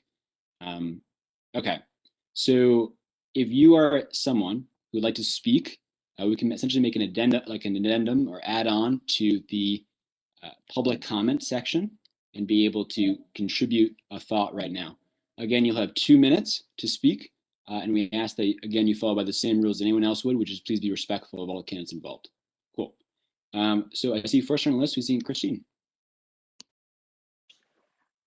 Hi everyone. So I am Christine for those incoming new senators. I am the previous and technically still current student development advocacy director before we hire a new one undergoing the transition process. So I just wanted to speak on behalf of Neha. This woman is incredible. She is probably one of the fiercest, like strongest advocates I have met in a really long time. Even though you're a year younger and a grade below me, I look up to you so much. You encourage me constantly, even though I am in G board and I'm not a senator. Neha has constantly encouraged me in my position and has continued to help me become a better advocate, not only for myself, but for students all over campus. And I would love to see her be able to just expand on the accomplishments, the duties, the responsibilities of what it means to be a speaker and advocate for you all as members of this organization. She constantly inspires, empowers anyone and everyone truly. And I don't think that I can say enough good about her. If you meet her, you will know exactly what I mean. She can light up a room and inspire every corner of the room. So I look forward to the discussion and love you, Neha, so much. I appreciate you. And yeah, I yield my time. Thanks, Christine. Next up, we have Katie Spinato. Hi everyone. So I already spoke. I'm going to speak on behalf of Jess Delgado, who herself was a former Speaker of the Senate. She couldn't be here tonight because she wasn't feeling well, but here is the message from her. She says, Neha has done beautifully as parliamentarian and has continuously proven to be dedicated to our students, to their mental health and their happiness. As someone who's been speaker before, the job is tough. The only way I got through it was with Neha's help, and that's why I fully believe she is best to take this role. And that is from Jess Delgado, a former Speaker of the Senate. Thanks, Katie. Anya? Hi, I'm Anya. I'm just got sworn in as a senator, but I met Irene a couple weeks ago, and I think she would be great for the speaker role. She was really, really helpful in like my transition to USG, and she always seems super organized and on top of things. So yeah, that's definitely my support for Irene. Carter? Oh, sorry. Wow. Hi, I was just sworn in as the senator for ACES, and I just wanted to advocate my support for Irene as speaker. From the start, she reached out and just made it a really comfortable transition, and I really do agree with a lot of her objectives as that she wants to put in as speaker. So I really just hope to work with her in the future, and I hope it turns out the best for her. Thank you, Carter. I just want to take a quick time out here so folks are aware. This is an opportunity for non-USG folks to be able to contribute and share a statement. Again, this is sort of an extension of public comment, so I apologize for that. If you are a current senator of USG, don't worry, there will be a time for you to be able to contribute during the actual election. This was made as a sort of an end due to miscommunication on my part, and I just wanted to have an opportunity for folks to be able to speak. Angel, that being said, Angel, are you going to be a senator next year still, or would you like to deliver your comment as a non-senator? I'm delivering my comment as a non-senator. Please, go ahead. Okay, hello everyone. My name is Angel Gide, and I just finished my term as an MCD senator. Over the course of the last 12 months, I've had the privilege of knowing Neha and working with Neha. My very first initiative in this org was with Neha. We were tackling issues such as inclusion and other issues like that. Back in November, we did a identity and intersectionality workshop. Neha is very involved. She cares. She is trying to promote a more inclusive and respectful environment for all. She's done stuff such as create mental health legislation, trans and queer legislation. She has helped to run most of the workshops. She was the interim student development chair back in the fall, and she's done a lot of other stuff with sexual assault, sexual abuse. She's just very inclusive of all racial, ethnic, and cultural backgrounds. She's very passionate. She's a problem solver. Miscommunication in the org. She helped do the snapping claps to create a positive environment, but also the weekly meetings that all of the senators were getting so that we'd have a more accessible and inclusive place. And if you guys elect her as speaker, she's going to help promote and push that. She's passionate, she cares, she's really about that life, and she'll do a great job as speaker. And I encourage you all to vote for her and support her. She'll do amazing. Thank you, Andrew. We have Dalton Howie. Hey everybody, it's nice to see all the new faces and old faces. So I'll just give my 2 cents on leadership for Senate. I think a lot of candidates here are well qualified and are great choices. I'm really glad that they stood up and are stepping up in these roles now. It's so nice to see. The Speaker of the Senate often overlooks some of the more like contentious moments in the org. When a controversial bill comes up or something like that, it can get really, really heated and things can get kind of crazy in Senate, as anyone who's been here for the past year can attest. And it can be really, really stressful. And I want to call back to what Fabio mentioned earlier about assuming the best intentions and, the cooler heads prevail, that kind of thing.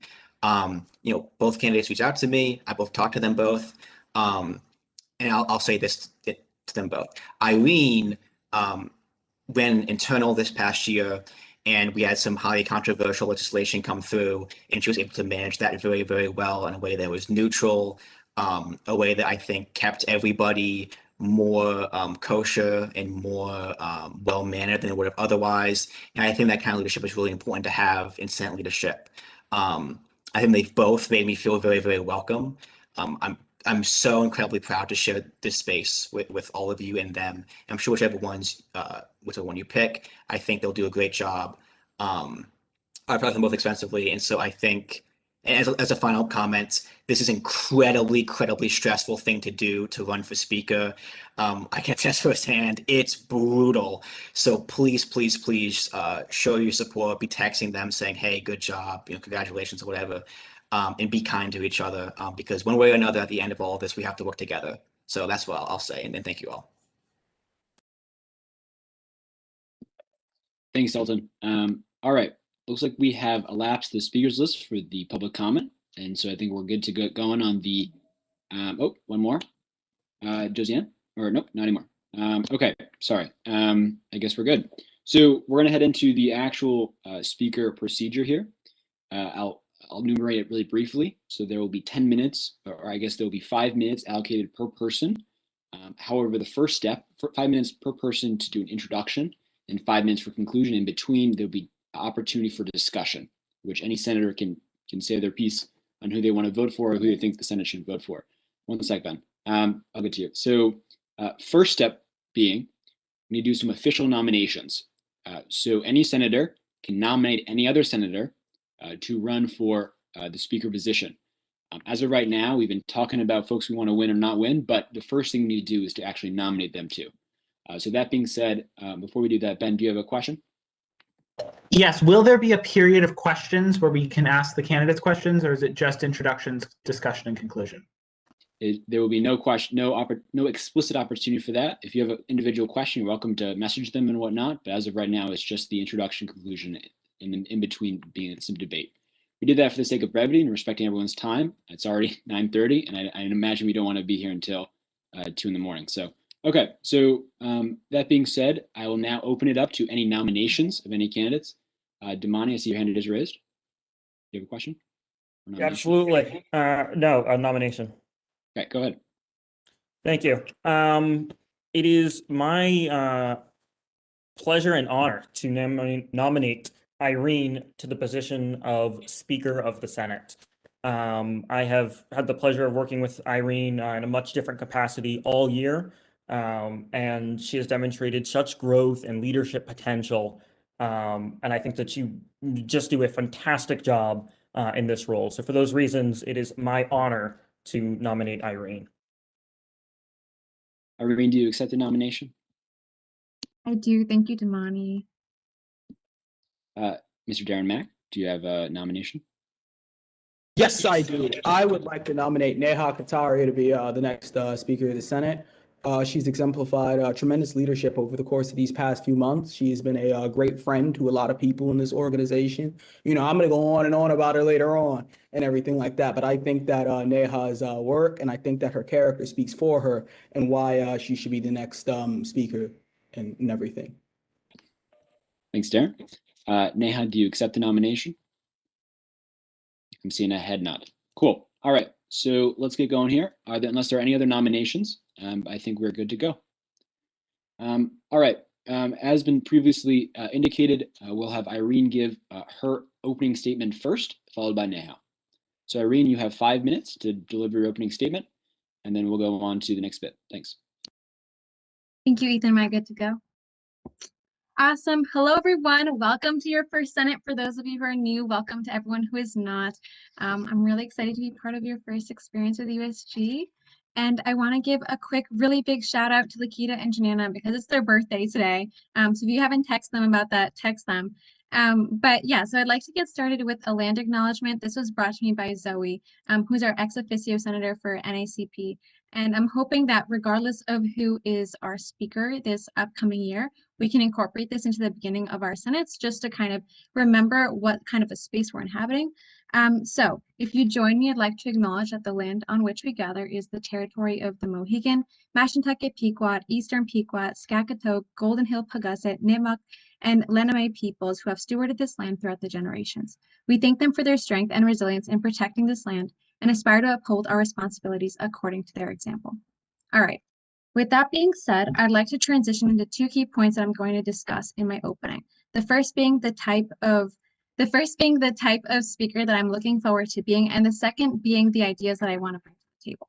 So in terms of being speaker, I've had this really exciting opportunity, for those of you who may not know, to spend this year being deputy speaker, which means that I've spent the entire year learning from our current speaker, observing how to be speaker, chairing a committee. So I'm the only candidate here who has experience actually chairing the committee, following the rules, and I'm the only candidate that has experience chairing Senate.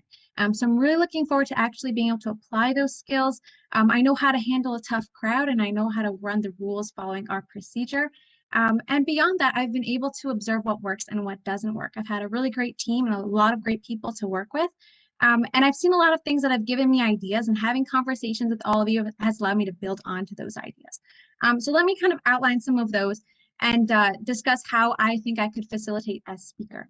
So a few things that I'm looking to implement would be to make Senate more accessible, inclusive, and more of a place that everyone can feel comfortable, as in the sense of a family.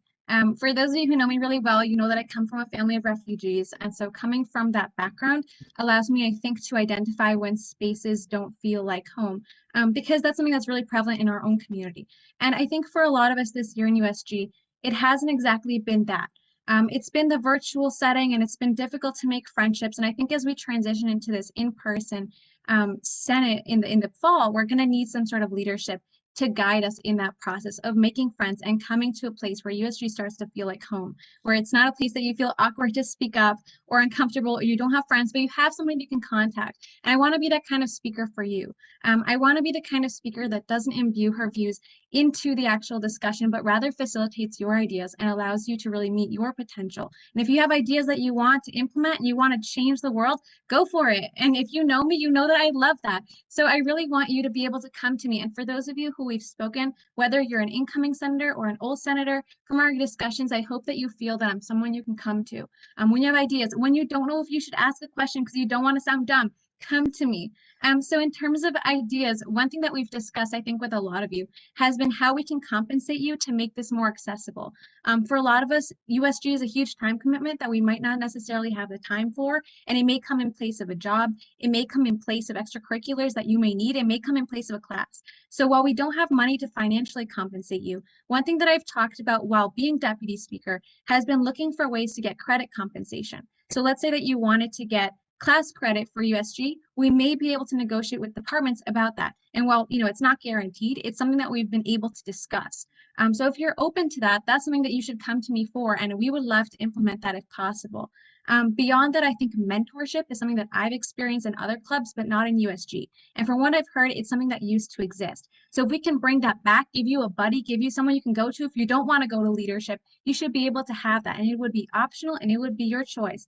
And beyond that, just a little bit of everything else, whether it be more social events, whether it be about more recognition opportunities, whether it be more time for validation, and communication and collaboration through a group Google Drive where we can put our ideas together if you're looking to collaborate, whether it be through an introductory video where you get more access to how USG works and we can send that out to all of you so you can just play the video back and not ask us all the time if you feel uncomfortable, because I know for some of us introverts, that's not really the best option. And also about having an introductory caucus where every time we have a new stream of senators come in, we go through how to use our website, how to follow the rules, like what the rules are, what your responsibilities are. Because when I came in, I didn't know where to find our Constitution for a solid month. So I hope that you can come to me for help. I'll close it now. I know my 5 minutes are coming up. But I really hope that you'll listen through the discussion and be able to make a really informed choice. And text me if you have any questions. Thanks, Irene. You were 5 minutes away from 5 seconds away from 5 minutes. All right. Neha, would you like to give your introduction speech? You have 5 minutes. Yes, I'm sorry, guys. I'm a fast talker, so I'm gonna try to keep it a little slow. But thank you for the land acknowledgement. Also, happy birthday, Lakita and Janana. They're 2 years apart, but born on the same day. I cannot think of something more iconic than that. My name is Neha Kataria. My pronouns are she, her, hers. And I just want to start by saying another acknowledgement. It's Sexual Assault Awareness Month. We don't talk about it enough. As a young survivor myself, we need to acknowledge that there are a lot of survivors in this room. According to statistics, people do come into college having already gone through that traumatic event. So I want to acknowledge all the survivors starting or going to start their healing journey. I'm here for you. I know it can be tough.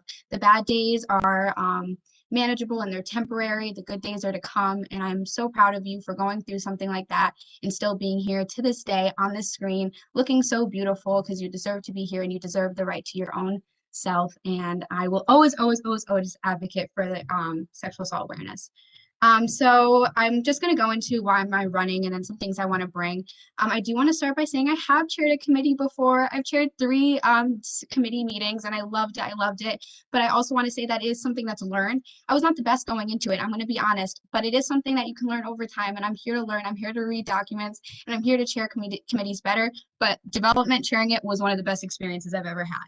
But basically, why am I running? As a woman of color, as well as a family of immigrants, as a sexual assault survivor, as someone who has faced many types of marginalization, I want to tell you that Senate should not just be a safe space, it should be an empowering space. And I'm running so that everyone in this room can feel empowered in their identity, empowered in their advocacy, and when they leave this room, they feel empowered to make change on this campus, because this campus needs change. It's an evolving campus, and you deserve to be within that change. You're here for a reason. Your constituents nominated you, which is a student body, and you deserve to be a part of that change and make that change. Here, as speaker, I would just guide you. I'm not here to push an agenda. I'm here to push the agendas you want to push. I'm here to push the things that your identity holds and that you want to push and empower everyone around you. So I'm here to empower you, and you're here for a reason, and I'm here to make sure that that reason is seen through. So why am I running and what are the things I want to bring to it? I'll leave it with 3 easy words. Empowerment is number 1. You deserve to feel empowered, not just safe, because this isn't just supposed to be a safe space. You're supposed to feel as empowered as anybody else. Communication. There's 3 tiers to communication. As speaker, you do talk to the Senate, you talk to the student body, and you also talk to the executive board. I worked very, very closely with their PR. That little Senate thing that you saw this today on Instagram, I helped set that up. PR is so important, making sure the student body knows what we're doing so their voices are also here. Talking to the executive board, I go to all the governing boards. I want to make sure, although in my position I was not supposed to be there, I don't get paid to go. I made sure to be there. I made sure to follow the speaker very closely because I myself was also in Senate leadership for a very long time, since before Luis. I worked with Jess, I worked with Will. And last, recognition. I've worked so hard to bring snaps and claps and do those weekly newsletters that you guys just saw to make sure that everyone's event is out there, make sure everyone's event is accessible and the link is there. I worked so hard, putting extra hours to make sure every event is there for people to go to. And then snaps and claps. We got the most responses with me as parliamentarian, 40 40 responses for people to be recognized. And I think recognition is so important, especially for my female senators. When you are an author, you deserve to be clapped for. You deserve to speak on your legislation before anybody else. You deserve that recognition. And I'm going to make sure that every female who writes a legislation gets the recognition they deserve, because that's what you deserve. You wrote it. You deserve all the praise. So communication, recognition, and empowerment. I did not start the timer. I have no clue how long I have left. So I'm going to keep going until Ethan unmutes himself, and that's my warning. So hopefully I can get through everything. But what have I done? I've done so much. I've changed the code of conduct to include racial and sexual biases, so that way we can remove people on harassment basis. That was a very difficult thing to do. I did an identity workshop created with Angel. We talked about intersectionality, identity, what it means to be in a marginalized community. We did that-ish, and we presented it in front of 30 people. And I'm an FYE mentor. I teach it to a bunch of freshmen. I love it. I've created the queer and trans legislation. I worked with the Rainbow Center. I worked with the Sexual Health Subcommittee, made sure we had gender inclusive housing, made sure we had pronouns rights. As someone who is bisexual, definitely love women. If you couldn't tell, we need these rights. We need it. Mental health legislation, weekly newsletters. Oh, created a legislation timeline. Again, I'm not a legislative coordinator, but I want you guys to know what legislation is going on. I've worked with PR. I've tried to make it more inclusive, make sure we're posting for Women's History Month, make sure we're posting for Sexual Assault Awareness Week, make sure we're posting on these things, not just 1 month, but after that. Let's recognize our Black senators. Let's recognize our women senators. Let's recognize our queer senators. I've helped push for the anti-Black racism course. And I'm done. Thank you very much, Ethan. You are so sweet. Yeah, certainly. Thank you for speaking for 5 minutes. I appreciate both speakers for offering an introduction, and we will hear more from them later at the end. Okay, so now potentially the crazy part. We'll have everyone who wishes to speak can just raise their hand. They can contribute their thoughts on who they believe should be the next speaker. First one, we have Josiane. Go ahead. Hi, I'm Josie, and I'm here today to speak on Irene. But before I do, I just want to say something about Neha real quick. I actually had no idea you were running until like today, and you know, it makes me really happy that like no matter who gets speaker, we're gonna have a really, really good one, because you know, even though I don't really know the USG side of Neha so well, I have had a lot of conversations with her in the past. I think I actually met her in a USG meeting, and I do know how hard she pushes in her with activism and for people of color, just any marginalized group, and everybody and everybody at all. So, you know, I'm really proud of you for even taking this step. Now, Irene. So I'm speaking on Irene just because, you know, I know she'd make a really good easy when I did get elected into Senate, because, you know, I signed up. She was really good at, you know, speaking to me and telling me what it was like to be in USG and just letting me have a friendly face around and all of that. And I just think it takes a lot of initiative to reach out to somebody at all. And I know that she has a lot of great ideas. So, you know, I'm really excited to see the outcome.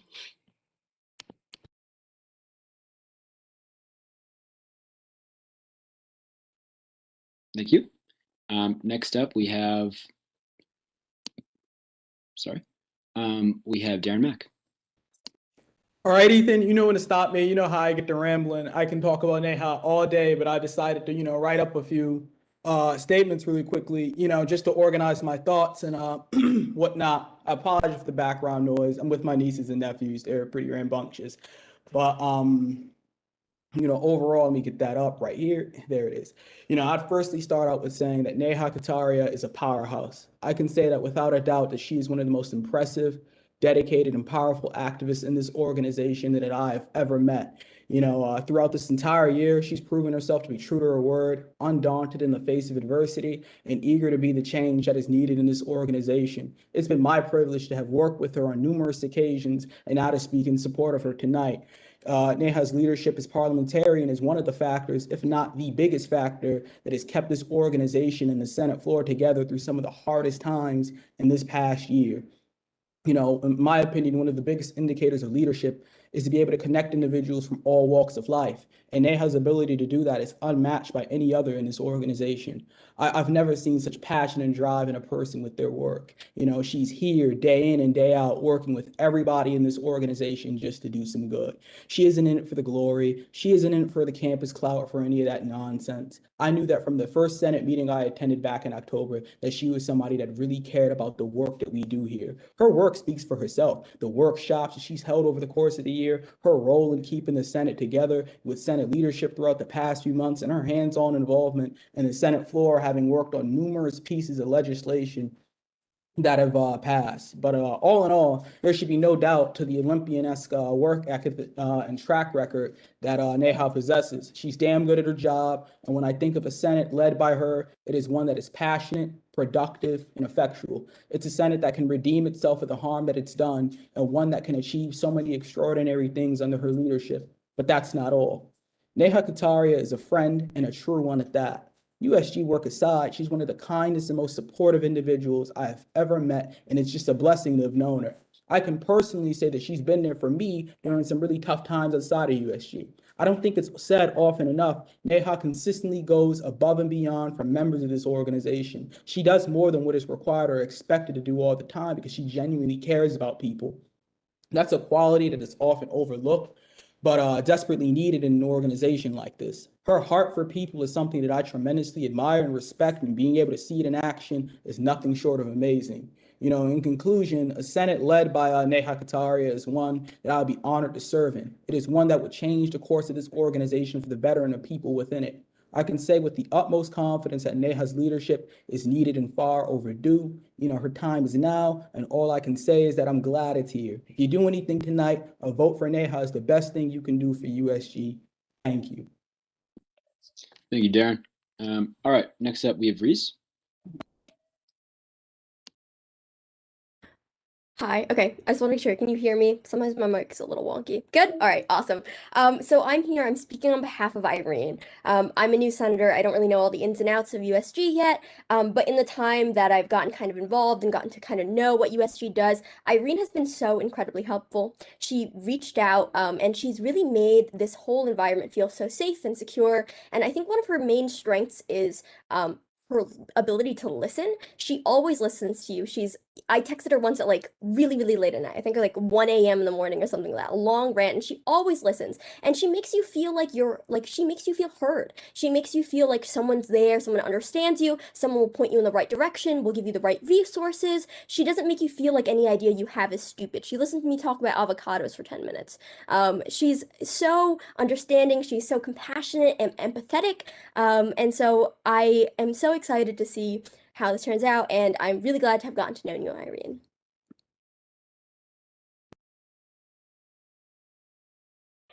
Thank you, John Powell. And also, when you've spoken, just feel free to put your hand down. That'd be great, just so I can see the next step on the list. Thanks so much. John Powell. All right. Hi. My name is John Powell, and I'm here to speak on behalf of Irene. I feel like most of my points are going to be complimentary of Irene is one of the most welcoming people that I've ever met. Like almost immediately after, like even before elections, since I was running unopposed, it was a lot of like, hey, I want to introduce you to Senate. I want you to like know the ropes. And having that experience really like made me feel welcome into this organization. And I feel like that we need that sense of like not only belonging, but that sense of welcoming, not only to new members of USG, but also to the general public outside of that, because we've talked about this before. We see USG now as something of a closed loop, and we're trying to open it up. And I feel like that's something that Irene is really good at, and I feel like that's something that this organization needs. This very warm, welcoming quality that really helps put USG in a new light. And I think Irene's the best person for the job. Thank you. Thanks, John. Linta, you're up.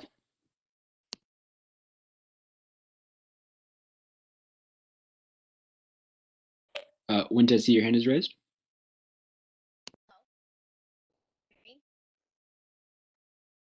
I'm having difficulty hearing it. It could just be me, but may I want to speak up a little bit? I'm not sure.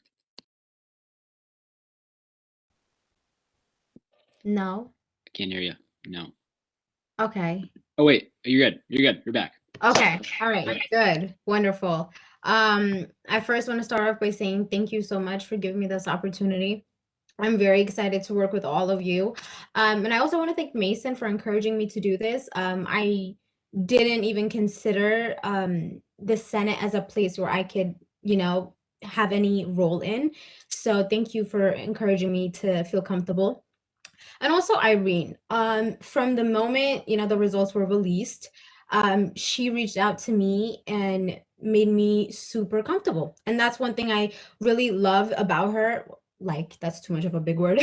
But it's, as I said, Senate is a bit of an unknown territory for a lot of us, especially for people like me. And to have somebody kind of be a friend to you from the jump and kind of show you where to go, what to do, what resources you need means a lot. She's been like a friend so far, and she was very easy to contact. I feel comfortable talking to her about my ideas, and overall, just a lot of the things that we talked about are the same things that we want to work on, are the things that we want to improve here at Uconn. And just her welcoming aura and just her personality is, I feel like, one of the best things about her and what would make her a great speaker for the the new coming year. As I said, she has made it a very easy transition for me to be in this Senate, and I am hoping to work with her to do more at Uconn. And as Josie said, whoever wins, you will both make amazing speakers. You are, from what I've seen, what I heard, you are both amazing women, and I can't wait to work with you both.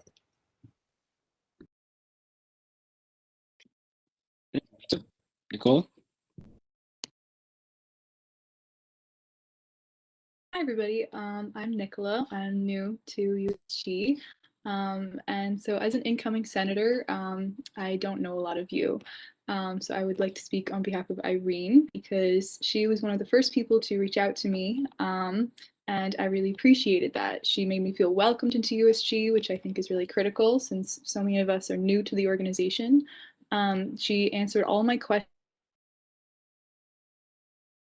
of being a senator will be. And she also explicitly asked for my opinion on what I'm looking for in a speaker, which is someone who listens and will take my perspective into account. And I truly believe that Irene will continue to do this.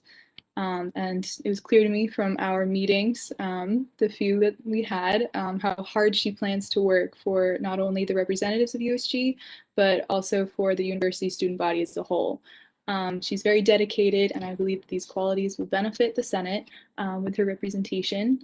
We need someone who will listen to everybody here and will follow through with their plans and will take the initiative to connect the new members with the old members to create a whole welcoming community. I feel that Irene is a very genuine person. She truly cares about how you were doing, which in conclusion, why I believe that Irene would be a great candidate for the speaker. Thank you. Thank you, Nicola. Dora Jacobs?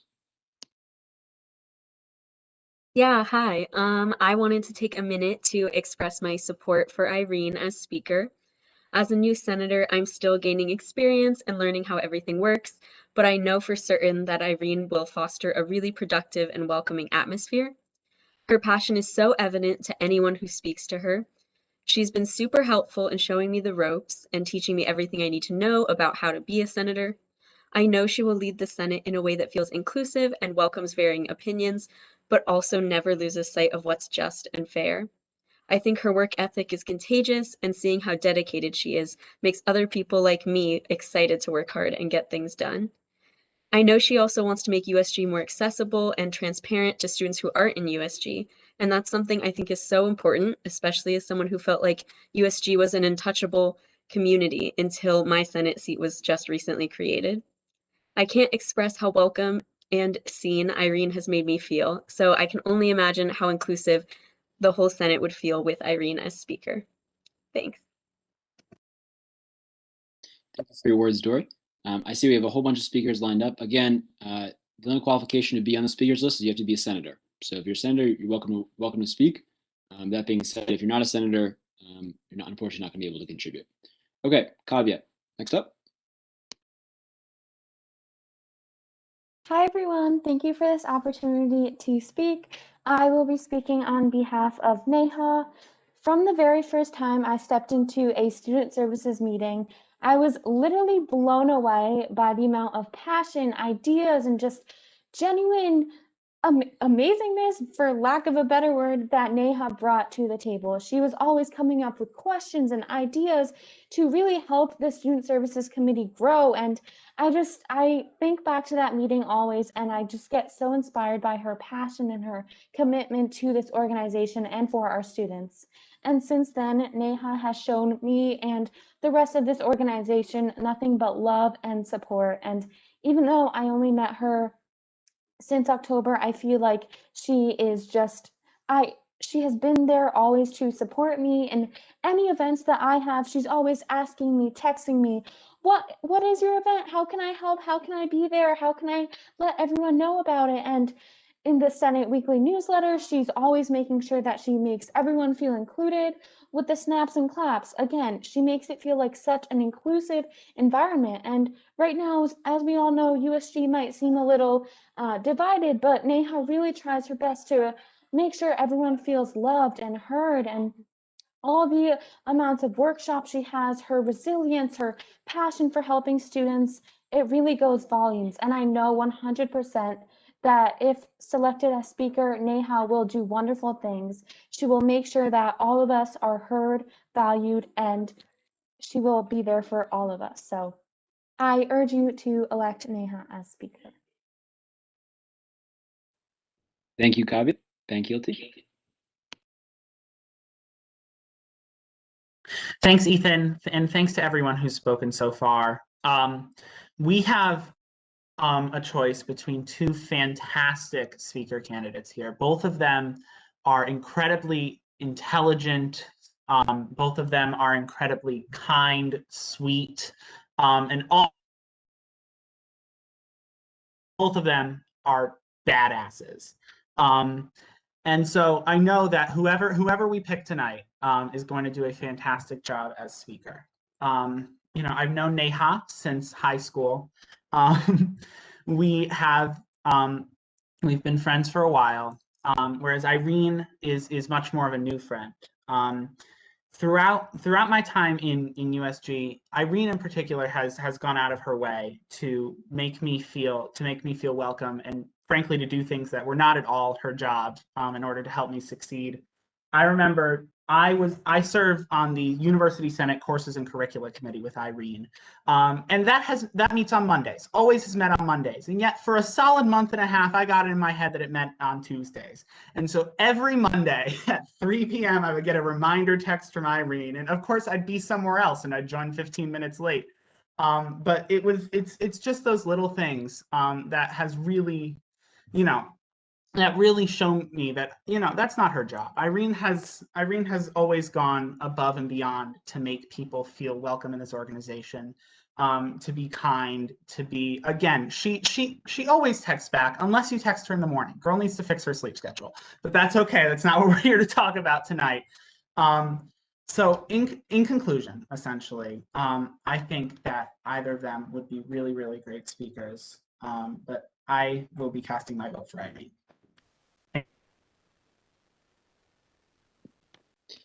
Thank you, Ben, for your words. Cal?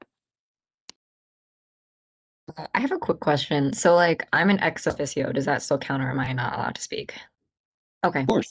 Thank you. Go ahead. Okay. So, my name is Calvin Tex. I'm the Rainbow Center ex officio. So, I am speaking on behalf of Irene. I think she's a great candidate for this position because of how intimately she works within USG. Before running, she's continuously reached out to others.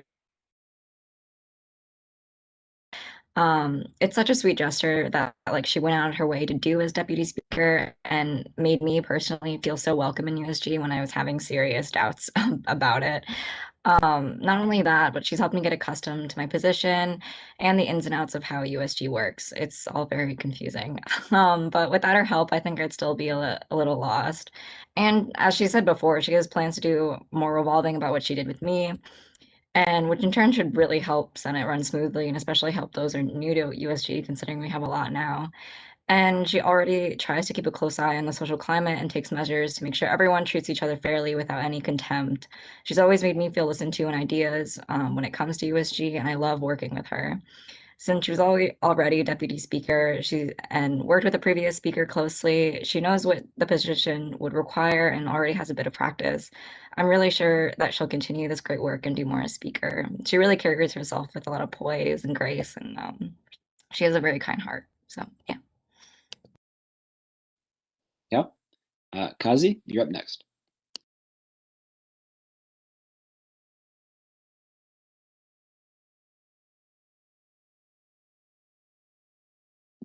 Hey, Kazi, I'm having trouble hearing you. I'm not. Am I the only one? My gain was turned all the way down. Okay. There you go. That'd be it. Go Yeah, ahead. I got all these knobs and I don't know what any of them does. Anyway, so I just would like to take this time to voice my support for Neha.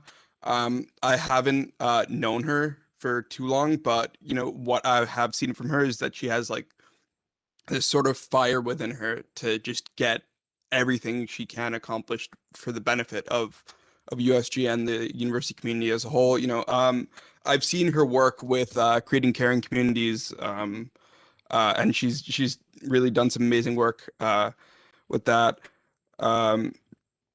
And you know, I really like what she said about both being inviting and empowering to not just the just our senators, but to everyone in the university community. And you know, I've been planning on like writing legislation to do that specifically, and that's something I would love to work with her on. And like, even if she doesn't get elected, that's something I would love to work with her on. And yeah, she just seems like an amazing person, and she really deserves your vote. Thank you. Thank you, Kazi. Autumn, you have the floor. Hi, I hope my audio and video doesn't glitch. Can you guys hear me? Okay. So I want to support Irene. I want to talk about why I think she would be such a great speaker. In getting to know Irene, I've seen a lot of qualities that I think would make an amazing speaker in the Senate. She has talked about how she wants to reach out to our constituents and make our Senate more open, which is something a lot of other people have mentioned tonight as well. And one thing about her, she actually will do this, and a lot of senators have touched on this as well. She has taken the initiative to reach out to all of us new senators and bring us into the Senate and USG and make us feel welcome and teach us how to do what we have to do. And she's already reached out to me to tell me about the things that she's working on and ask if I wanted to be involved with her work to create a Middle Eastern cultural center. I think it just proves how she has the ideas, she has the dedication, but she also takes the action that's necessary. She is going to create a wonderful, welcoming and warm environment. I know that she would be an amazing mediator. She listens to other people. She has all the traits that make a speaker great. So I really hope that you guys vote for Irene, because I think she would be really great for the Senate. Thank you. Jordan, you have the floor. Hello, everyone. I first want to introduce myself. I'm Jordan, and I'm a new senator for the School of Pharmacy. And I'll be speaking on behalf of Irene. I know for a Speaker of the Senate, I want someone who's accessible to the other senators, has a deep understanding of how USG runs, and can make this a comfortable and inclusive place for everyone. And Irene, in the short time that I've known her, has already proved that to me. As I said, I am a new senator, and she was the first person who went out of her way to meet with me. And I know she went out of her way to meet with the other new senators to welcome us, let us know how USG works, and answered any questions that we had. And even after that, she consistently reached out to me, not just about USG stuff, but as a friend. And that was very powerful to me. And she made USG feel like a family to me. And I think that that's very important, that we all have a culture where we're comfortable around each other, we're a family, and we can all grow together, not only for us, but for the betterment of the school. And I think Irene could do that. In addition to that, I know she has had a bunch of other leadership roles outside of USG that I'm sure you guys know about, and specifically in USG that she had talked about during her speech. That proves that she'll be a strong candidate. So yeah, that's my pitch for Irene for Speaker of the Senate. Thank you, Jordan. We have Ayush. That's how I pronounce your name. Oh yeah, that was perfect. All right. So I'd just like to introduce myself again. I'm Ayush, newly elected engineering senator. I'd just like to talk for a couple minutes or a couple sentences about Irene. She really helped me integrate into the USG community and helped me understand my role in the organization. And from what I've seen, Irene is a woman of the people. She, helped me transition into the role, told me my responsibilities, what I was going to do as a senator, gave me the rundown of all of the committees and how USG works every week. So, as I can tell that she really values the input of the individual senator and the individual member of USG. And from what I've seen, she embodies what I think a speaker should be in USG. She's dedicated and impartial, and she works toward making USG a more inclusive environment. So I strongly urge you to vote for Irene as Speaker of the Senate because I think she'd be the best choice. Thank you. We have Peter. Yeah, I just want to take a second and speak on behalf of Irene. Not only does she have experience in the role in similar positions, she also is everything a speaker should be. She values both efficiency and impartiality, and I think that's something we should all really value, especially these days, given the fact that we need to give attention to both sides of every issue and making sure we're making the best possible decision. And Irene's the person to do that in all aspects of the position of speaker. Other than that, she has truly made an effort to reach out to us new senators, and both new and old senators, and making sure we feel welcomed and we know the ropes of Senate. And again, she's the choice for everyone. She's going to make sure we consider all decisions when making the right decision. So please consider voting for Irene. Thank you. Next up, we have Daniel.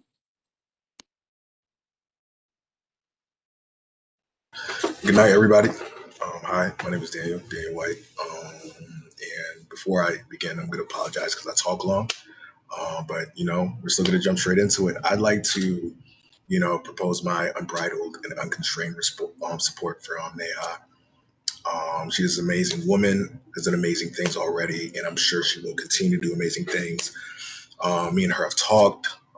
When I, was newly elected, she was one of the first people that reached out to me and said, "Hey, what's up? Let's talk.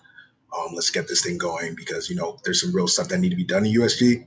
There's some real stuff that need to be done for you, student body, and, you're one of those people who, let's get it done." So, besides, Neha being, somebody who's focused on, reaching out, building a community, I've extensively read through her platform, her doc, and I know, like, personally for myself, not a person who just grasp on to people or what they say. I really try to read in, and from what I know about Neha, from what I've read about Neha, I've seen about Neha, she's about her words, and what she said she's gonna do, she's gonna do. And she's not just going to sit down there and just make up things and say this and say that, and then when push comes to shove, not act on it. Not only that, but an extensive record of leadership. As she said earlier, three chairs of committees, and former Senate parliamentarian. And as somebody who really admires leadership and really can see that, I think that's an amazing thing for somebody who should be the next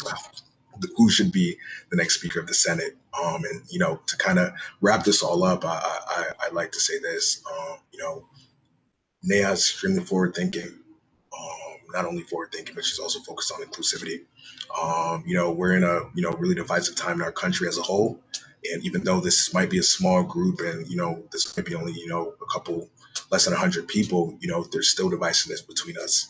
I think a Speaker of the Senate's job is to maintain inclusivity, to try and maintain, a family, to try and maintain a community. It's a stressful job, 100%, but I think Neha is 100% and completely ready.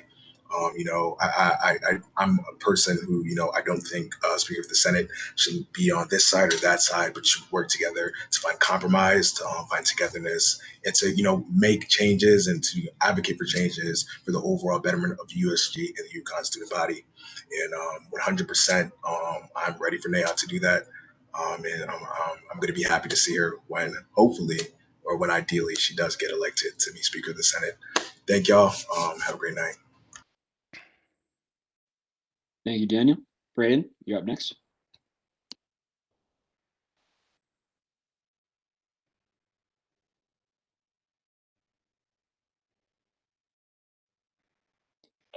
Hey, Braden, I think you're up next, bud. Okay, sorry. There's a lot going on. You're fine. Go ahead.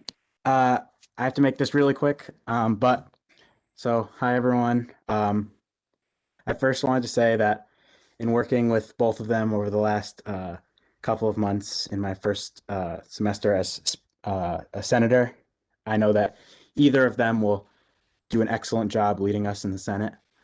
Saying that, over the last couple of months, I've got to know Irene pretty well, and I really believe that she will make a really excellent speaker. I think we all can agree that USG has a lot of work to do coming up over the next year. I think Irene can and should be the one to lead us through this. I look forward to working with whoever the next speaker is and the rest of you guys in Senate. Thank you all.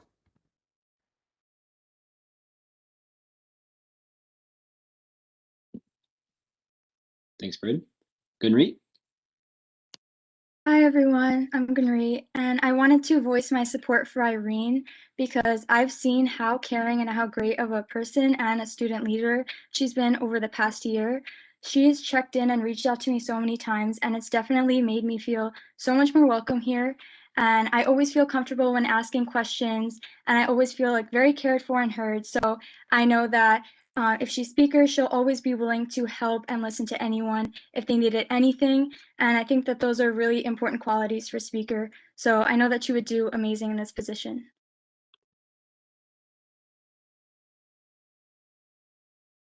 Thank you. And I'm going to yield the floor to Rita. I've been made aware of an accessibility issue and her inability to previously comment. So I'm opening the floor for 2 minutes for Rita to be able to contribute. Hope that's okay with everybody. Rita, go ahead. Hi, everyone.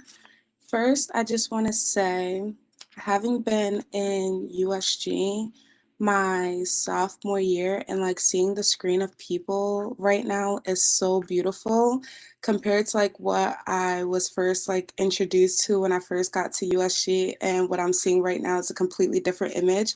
So congratulations to all of you guys that are here today. I'm so proud of each and every one of you guys, and I can't wait to see well, I'm not going to be here to see it, but I can't wait to hear about what you guys are going to do in the upcoming years. But so I feel like everybody, I'm just going to echo everybody's sentiments. I've had experiences with both of these two young women in various different forms, one in USG, one outside of USG. And I think they're both great, amazing people. But today I'll be for Neha. I've worked with Neha in various aspects inside and outside of the organization. And one thing that I noticed in Neha is she has something that I've seen a lot of people around me have when they first join USG. It's kind of like that fight and like that tenacity, but there's always like some external factors that cause us like burn out, like there's always some like administrative students, some type of push that just causes to, for lack of better words, say like F this and leave. But she's just kept that fire on like the whole way through, and that's something that I admire so much. And she's applied that's like every aspect of her life, not only like within USG but outside of USG, because I think it's critical that as student advocates, that advocacy doesn't just remain within the bounds of student government. It also leaves the realms of student government as well, advocacy in every sense. And I think Neha applies her advocacy and solidarity in every sense of her life and the words as well.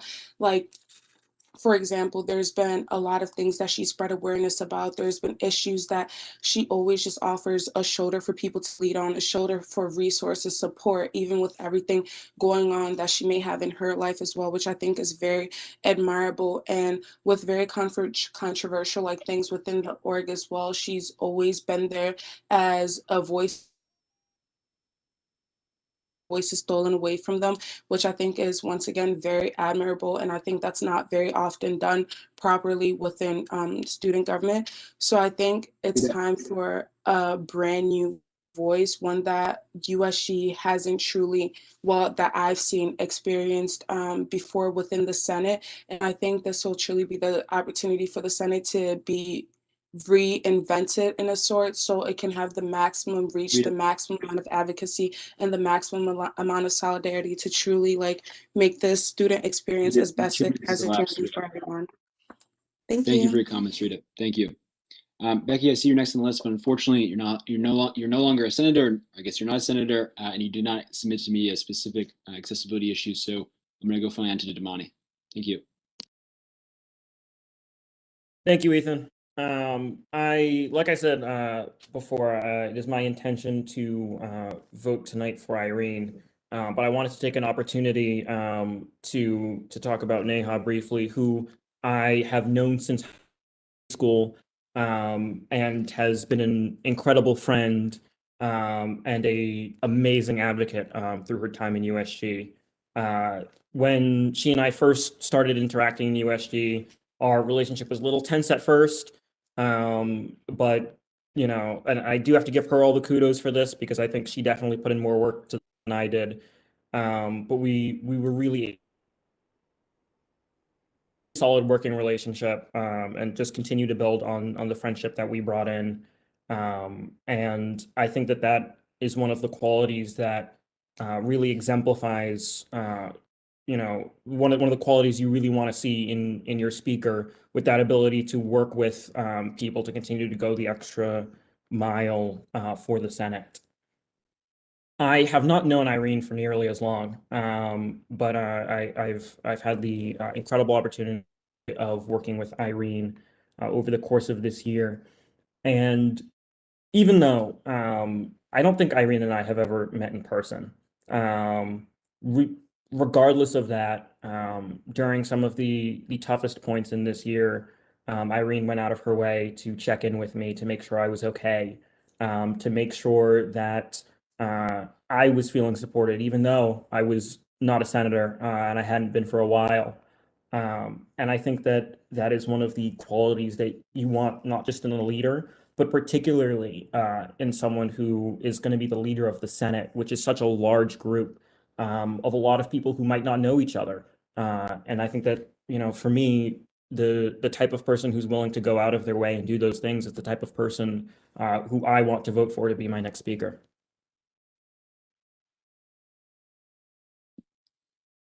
Thank you, Damani. Are there any other speakers or any other folks who would like to speak in favor of the candidates presented to us? Give a couple seconds here. Thank you to everyone who has had the courage to come up and speak today, especially the new folks. So happy to hear from you, and I can't wait for to hear more. So, okay, I don't see any other speakers, so we're going to move into our concluding remarks. Irene, you have the floor for 5 minutes. Thanks, Ethan. I'll try not to take 5 minutes just because I know it's getting late for all of us, and especially those of you who just came in. This is not normal, so please don't worry about that. But yeah, thank you all for speaking. For those of you who spoke, regardless, it takes a lot of guts, and it's been a really long night for all of us. But just want to say, you know, when you're going into this vote, I hope you just vote based off of what you've heard and what you've seen. And I look forward to working with you regardless of whether I get this position or not. I'll be in USG. Reach out to me, you know, whether you have an idea or you just want a friend, come to me. I'm here. Most of you have my number at this point. And I'll leave it at that, actually, because it is getting a little late. So I'll have my time here, Ethan. Thank you. Thank you, Irene. Neha, you have the floor for 5 minutes. Hi, everyone. It is really late. I agree with Irene. Usually Senates don't go longer past 10 p.m. Some of them do. This is the longest one of the year, so bear with us. I just want to say that I'm sorry for not reaching out to all of you new senators. It was a very difficult month for me. I have recently started, I'm gonna be honest with you because transparency is key.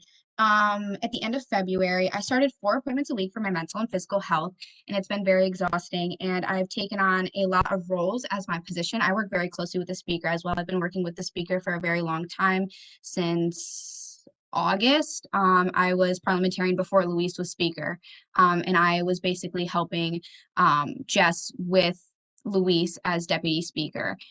So I've done a lot of roles in there, but I just want to apologize for not reaching out to you guys, and just know that, you know, take what you can from this and know my true values, and my values are to help you guys transition into this role. I myself, as my first couple weeks in Senate, I was ignored by the president, I was ignored by the vice president, I was ignored by many people in leadership, and I worked so hard to make sure that doesn't happen on the inside, and I'm working to get better on the outside. But like I said, I had a mass amount of appointments. Next semester, I'm not taking as many classes so I can work on my appointments and stuff like that. So I'll be way better at catering to people outside of this organization. But I just also, I want to apologize to you guys and know that, like, I will be there for you and there for the transition. I know how hard it is, especially after being silenced by previous administration. That was my first time here. I was very big on advocacy when I first came in, and I was that senator who was like pushing to meet with everyone. I was silenced, joined a leader position to make sure that doesn't happen to anyone else, and I will make sure that that doesn't happen to you. I just want to say some things. That I've also done. So Uconn Hillel, our Middle Eastern Student Association seat, our CCCC, I co-authored that legislation to make sure you guys have an ex officio seat forever and ever, and we can have institutionalized change. Me and Josh Crow helped author that and make sure you guys have a seat here. So although I may have not done my best to reach out, I made sure that you're here today, make sure I can see your lovely faces, and make sure that that legislation was passed as soon as it could be, to make sure you guys were here for first, last, and for previous times before that. I've worked with CCC and USG and Husky Market to make sure we had $5,000 for people in the winter semester, to make sure that they were fed and make sure that people had those resources that others forget that people don't have. The Shabbat meal plan. I'm so sorry if I'm mispronouncing this. I put it on the CCC website, and I put it on the Instagram. Make sure that Uconn Hillel and CCC have a joint practice, and that we can get people fed on campus. So I work really hard with all these places and all these organizations. And although I didn't reach out to you guys, I hope you guys can take from this what you can, and know that my true value is to make sure you have a good and smooth transition. And although I had a rocky month, it does not mean that I'm going to have a rocky year and I'm not going to be there for you in the next upcoming months. So recognize that and take what you can with that, and know that I've created legislation, I've passed money, I've worked with students, I work with FYE, I'm creating an FYE course for a permanent supply closet. I've been doing so much on the side that will help USG get better and help all the tier twos, work with the funding they have and make sure that everyone's doing what they need to. So just remember that I'm here to empower you guys. I'm here to recognize you guys, here to give you a safe space, and here to communicate with you guys more and more as each day goes on. And I've been in your place where I've been ignored. I've been in those places of being a marginalized community, looking at someone and being looked down like I didn't even have a voice, like I was talking to a blank screen. I've been in that place, and I'm going to make sure that you guys are never going to be in that place if I'm your speaker. I'm here to make you guys feel safe, empowered in your identity. When you look in the mirror, you can be happy with the change. Make sure this campus is safe. I know it's not safe for everyone right now. Trust me, we're going to make that better. We're going to work together. We're going to make this a place for you to come to. And just know that although I didn't reach out to you this rocky month of mine, does not mean I'm not going to be your friend. And I love to dance. I love to have fun. When we're in person, I'm going to talk to all of you guys. We're going to have a great time. We're going to start Senate with some music. We're going to make sure everyone's happy. So please give me a chance to be your speaker. And just remember, empowerment, recognition, and communication. I got you if you got me. Thank you, Naya. All right, folks, we've come to the dramatic part of the evening, or actually that's yet to come, but I'm going to share my screen, and we are going to do some voting, but I'm going to share my screen. I really hope that works. So this QR code, you can scan it on your phone. If this doesn't work for you, you can also go to the agenda, and if you scroll down, you'll see under the speaker election, a link. If you click that link, it'll bring you to hopefully it'll bring you to the form in which you'll vote. Again, folks, this is specifically folks who are current USG senators. We're going to do a verification process. It's going to take a couple minutes, so I apologize for that. But please cast your vote. You'll have a couple minutes to actually have, I think, the next 10 minutes. Hopefully, we'll be back to you at 10:33 with the answers, with the final results. That being said, I do just want to take a second and commend both Irene and Neha for their courage. As someone who ran for speaker a long time ago, years ago, feels like I know how scary it is to put yourself out there into a leadership position. So I commend both people for running. I'd appreciate a round of applause, whether you want to unmute or you want to indicate on your thing. That'd mean the world, I think, to them, and show our our thankfulness, if the word is, for their effort. So thank you, and we'll get back to you shortly. Thanks. Okay, talk soon.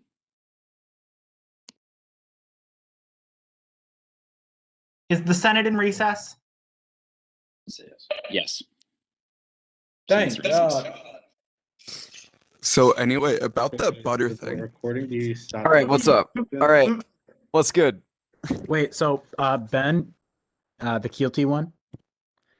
Oh my God, wait a minute. CJ, I think he's gone. But we have definitely broken the Smart Table Act. Like Yes, we have. times. The reason that I asked if the Senate was in recess, because otherwise I was going to raise a point of order and make the Senate go into recess. I was gonna beat you to it.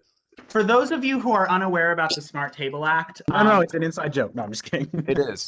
No, shh. Everyone should know. This should be the most ever. Even people out of USG should know. Everyone. I was counting down. I was counting down to like it was like 8:20, and I was like, if we go another like 11 minutes, Ben's gonna raise his hand and be like, excuse me, we need a 5-minute recess. Well, I was gonna actually be if there wasn't this 10-minute break, I was gonna kind of be the annoying ass. Oh, I just said that in a recorded video. Oh well, I was gonna kind of be the live streamed. Hello, Just remember, live and recording, so to use. Hi, Uconn. Hello, Uconn community and the 3 people that are watching. It is 10:30 at night, and I give very little. I care very little. Ben, the Smart Table Act wouldn't actually apply right now because this is a different session of the Senate. Yeah, it is. So this Senate it's a different meeting going for a couple of minutes. Except, Damani, this session of the Senate was convened at 8:59 p.m. If we had not gone into a recess by 10:29 p.m., we would be in violation. And everyone knows that the enforcement mechanism for the Smart Table Act, even though it is not written, is public shaming of the chair. So for those of you who don't know, I wrote this basically as a joke. However, it is actually an important accessibility issue. We want to give breaks every hour and a half to senators. We're even talking about decreasing that to an hour for accessibility purposes. Just, because first of all, Senate's tiring. 4 hours of Senate is not an easy thing to do. You can say that again. With that, I'll leave you to the butter conversation. I need to use the bathroom. Right. It's not a butter. It is a butter. It's not. So you're telling me you're gonna go in your kitchen, right? You're gonna take a jar of butter and spread that all over a pan and try to like fry something with that? Absolutely. Yes, and it has to be very fast, but I think I'm gonna go get a drink of water. Is a hot dog a sandwich? No, it is not. Yeah, We're not going down that rabbit hole. I told everybody who has differing opinions on the butter conversation, I will be making grilled cheese with the base being peanut butter and show y'all that I could really do it. And then y'all gonna have to apologize to me. hell yeah. Let me get this straight here. Be it resolved. Now that I am Chief Justice, I would like to rule on this. I have a food column, so if you would like me to officially rule on this, you must give me your foods made with these various butters. Holly-Ann, I've got a question for Mason I will here. be making you anything you need with a peanut butter base. Most people think that it's actually Jiffy or Skippy or whatever it's called. I'm gonna use the real peanut butter and make the best goddamn grilled cheese anybody's ever had. Hell yeah. All right. I challenge somebody to make The Mason, are you coming to the R&R event on Friday? Oh no. The R. Oh, you mean the banquet? Whatever the event is called. It's a banquet. The R&R, yeah, I'll be there. I'm better be bringing peanut butter grilled cheeses for everyone. No, wait. If it's Holiday Hill, and Holiday Hill is it's basically like a picnic ground, so there's got to be like a grill there, right? So someone brings a stovetop. Someone brings like a griddle stovetop. Fun fact: I have a griddle stovetop. We're doing it live. But I also live. do not have I also will not be going to Holiday Hill, so. Yeah, I just want to take a step back here. I don't think the only criteria for butter is that you can make a sandwich with. I mean, you can make a sandwich with, olive oil is not a butter, canola oil is not a butter. I don't know, man. I think your argument's falling apart a bit there, man. I don't doubt, Mason, that you could make a great grilled cheese with peanut butter, but I don't know if that qualifies it as a butter there. I think it would qualify as a butter if I was able to make a specific. CDO Christie is currently laughing right now, so he had to leave the room. I mean, but I will make any. I challenge you to send me any recipe. I will make it with peanut butter as the base, and then to those people who send it to me, I need an apology because I will prove to y'all that I can make anything with peanut butter. But can you make clarified peanut butter? Like, can you make ghee out of peanut butter? All right, Kazi, I said that's my litmus test. If you cannot make ghee out of it, peanut butter into clarified peanut butter. I cannot do that. However, I can make gas grilled cheese. That's what I'm saying. That's a weak argument because at the end of the day, it's like, yeah, I can smear my poop on a pan and so grilled cheese if we're being fair. But that then it would fail the taste test. It would fail the taste test. Can you clarify peanut butter, then melt it down and use it as a frying oil? No. Wait. Is John Powell saying that he would conduct the taste test? Oh my God. John, this is being live streamed. The fee starts at $50. For that $50? For that specific scenario, the fee starts at $50. And that $50 is going straight to tier 2 organizations. $50 million. I'm not even sure if that's enough. It's going right into my pocket and right to student health and wellness urgent care. John, let me tell you. I mean, with that American health care, you might as well. I don't know if there's any ambulance on a technical level, though. I don't know if there's any other econ majors in here, but I doubt that you could apply peanut butter for like a dairy subsidy from the federal government. I doubt that they would match your prices there. So if there's any econ majors here, you'll know that I don't think the government thinks that it's a butter. So because that's what I said, Mike. That's what I said earlier about the whole USDA thing. It's the deep state. It's not what the government says. It's what you can do with it. Well, it's not. I also don't doubt that Mason could make anything with peanut butter, but that doesn't make it a butter. The question's not can you cook with it. I don't doubt he could cook with it. I don't think it's a butter. It's also not a nut, by the way, either. So to be fair, for trade purposes, Converse are slippers. Like the kind of slippers, the kind of slippers that you wear to bed. Pardon me. I heard somebody say they doubt that I can make anything with peanut butter. I'd like them. No, I said I don't. I want to be very clear. I heard what you said, Mike. It was somebody said that in response to you saying that. They said I doubt that. I would like that senator to step forward. Oh, that's me. That's me. That's Darren all the way. Oh, that's Darren. Darren, what you want me to make, bro? I can make anything. You to make? Chop suey. I'll make a peanut butter jelly. I'll make arroz con ganule. I'll do whatever you want, bro. Wait, you can make a peanut butter jelly with peanut butter? Peanut butter jelly with peanut butter? You know, I feel like we should have had both of the speaker candidates preside over this conversation as a part of the As a matter of fact, field testing. That's a great point. Irene, where do you side on this debate? No, it's not where Irene sides. It's how she presides over this conversation. We just saw you go off camera. She just I had to turn off my I can't be part of this conversation. You not escape this conversation. This is and that is why we should vote. This is where the crackheads of USG go. You could definitely preside over again. John, that is also on record. Mason, you know this could be your first executive order, Mason, right? It could. It could be. Matter of fact, here it should. You don't want to do that. I would like Irene to clarify where she stands on the peanut butter is a butter conversation. It will be a major indicator of, I believe, her duties as a speaker. Neha, you as well could participate in this conversation, because this is something that's really confused the masses, and I think it has to be clarified. So, Irene, whenever you have an opinion on it. I think I'd rather you all discuss it and I hear and I Oh, come on, Irene. I Come don't on, know. Irene. Stand I'm quiet. not here to take sides. You I'm not can't here to take Switzerland be sides. an issue. I'm not here to Like take to put on sides. Dexter from the Midnight Runners. You All can't right, be now that we've heard Irene's side, we have to hear By the way, Neha's whoever side. just started singing "Come On, Irene," I want to be friends with you because every time I talk to her, it takes all of my body to not just start going. Come on, Irene. See, that's Irene, me. you can't be Everyone named Switzerland. Caroline. Can't be Switzerland any longer.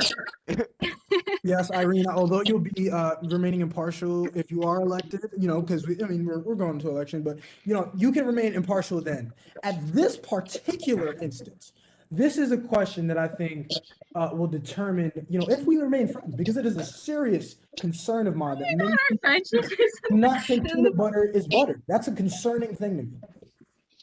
I want I to mean, say but Switzerland. why? Oh, I got Irene flustered. Listen, we should have asked questions. I would have asked that. I would have This is asked a moment of great upheaval. moment of great upheaval, said by a great man named John Powell. Amen. I Thank would you, have sir. answered that peanut butter is not a butter, but you already All right, know where I all right. stand. All right. All right. You're not in this conversation anymore. We need people who are reasonable. I just want to see you put peanut butter on a pan. Like I want to see what comes from it, Mason. Like genuinely.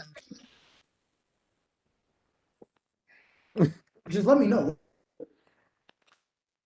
I want to have a cook. Like let's cook. Like I want to see who can make a better dish. I made While jerk we're at it. sandwich chicken and rice The with a peanut USG butter cooking base. competition? I'll grilled cheese with a peanut butter base. I'll make. Hi, Michael. Hey, Mike. That's what you guys. I had a feeling you guys were in the same room. This is your first time exposing that you were in the same room. Yeah, he did expose that. All right. I want to extend an olive branch in the form of a monologue as to why Dave's Deli is the best slice of pizza on campus. Yo, John, I love you, man. We haven't even had a real conversation yet. You're just spitting facts. Go ahead. Wait, but who told you about Dave's Hold Deli? on. Wait, Hold who on. told you about Dave's I'd Deli? like to argue that the Union pizza is the best pizza. Kazi, have you tried Get out of Dave's? here. Have you been to Dave's, Kazi?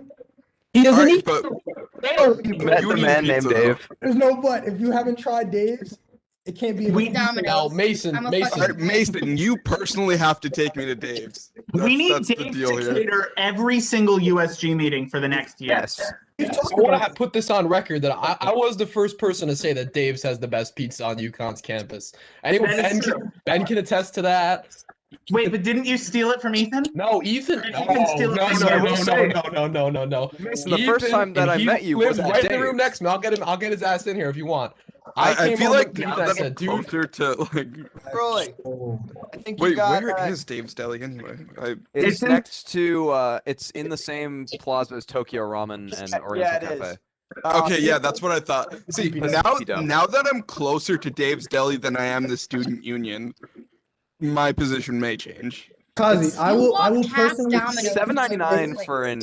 I'll personally take you to Dave's, and whatever you get is on me because that's how much you have to see. Dave was phasing Absolute out the king pizza. right there. I heard Dave was phasing out the pizza.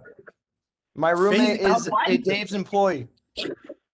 I heard he was phasing it out. Mason, Hardware Mason, are you gonna be? Oh, We need a that's new cap. statement of position on That's this, and we cap. need it stat. Mason, Yeah, come are you on. on campus tomorrow? Am I what? Are you on campus tomorrow? Tomorrow. What is tomorrow? Thursday? Thursday. I was planning to go to. I have a flight to Paris at 8. Oh, big things. Actually. No, thank you, God. No, yeah, I'm pretty packed day tomorrow. We'll be free like later. Maybe that should be your first executive order. Are you actually going to Paris? Oh, see, that's where the gullible in me comes out. That's something people don't know. I fell for that too. Breaking dorm regulations. I'm supposed to be in my dorm. I'm supposed to leave. I really thought you were Ethan's finessing back, a and he's Paris got trip. results. Uh-oh. Oh. Yeah, Ethan, first of all, fess up. Who introduced you to Dave's Pizza? Before you read the results, two things. Number one, is peanut butter or butter, yes or no? This is going to determine if you're going to still be my VP. Secondly, is Dave's Deli the best place to eat on campus? Just give us. So yes, okay, Dave's Deli is the best place on campus. I don't care about the peanut butter. I don't like peanut butter personally. I'm sorry, I don't. Maybe it's unpopular, but I will say Dave Daly is the best place. I introduced Michael to Dave Daly. He's actually over there. That is But wait. I will say, if I'm being honest, he did introduce me to the pizza part of Dave That's Daly, correct. but I enjoyed it with the sandwiches. There you Yes, go. that is the correct retelling of events. I will cease that conversation there because without further ado, I do want to release the results. Okay. By a vote of 32 to 11 to 1, Irene is now the undergraduate student government Speaker of the Senate. Congratulations, Irene. I'm gonna do a round. If folks want to unclap, they're welcome to do a round of applause. Congratulations. It was a hard-fought race, and at the end of the day, Irene's win is everyone's win because we are in this together as the undergraduate student government, and I think there are only brighter skies ahead. Okay, without further ado, I will yield the floor to the speaker, Irene, to continue the rest of today's conversation, and so be it. Thank you very much. Great. Can we take like a 2-minute break so we can get everything set up? Anyway, back to the peanut butter. Wait, can I say one more thing before I eat dinner? Go ahead. Okay. Yeah. So this is something that you always should do no matter what. And I just want to make it clear that I'm super excited. I'm still a senator, by the way, guys. In case no one knew, I'm an MCD senator. So I just want to say that I'm excited to work as a senator with Irene as a speaker, and I wish her luck. Sending her blessings her way because it's always tough to be a speaker. And I hope that we can make this Senate very fun, very empowering, and get shit done. Oh, I can't swear. Well, I'm not running for speaker. You guys know I swear. If you guys have seen me before, I swear so much. So we're gonna get shit done. And that's the end.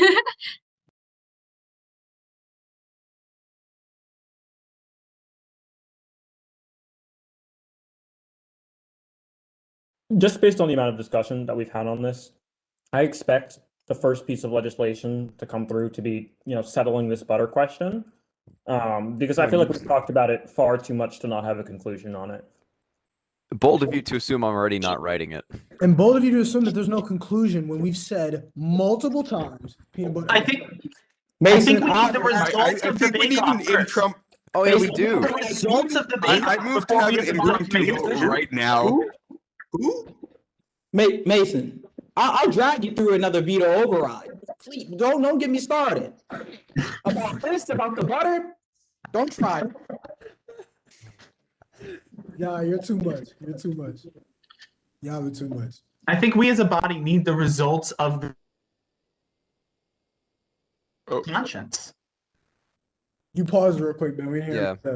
You kind of yeeted out of the universe there for a second. Sorry, I think that we as a body, before we can in good conscience make a decision, we need to know the results of Mason's peanut butter grilled cheese. Wait, Ben, hold on. Wait. True. Wait, Ben, wait. I'll make y'all a video.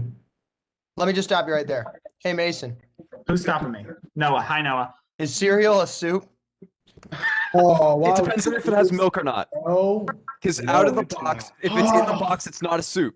It is If not it's in the box, it's not a because soup. it's not savory. Cereal cannot be savory. I mean, but Not all what's the soups are definition of savory. soup? Not all soups are savory. Yeah, name me a soup that's sweet, Darren. I'm gonna pipe in because in my culture we have sweet soups. We have a dessert it's a dessert and it's a sweet soup. It's That's called one- daya and it's entirely sweet. Absolute We have durian. queen. We have durian. We have coconut in it. It's fantastic. It's beautiful. Anybody who ever is in a Vietnamese restaurant should try it. But it is a sweet soup.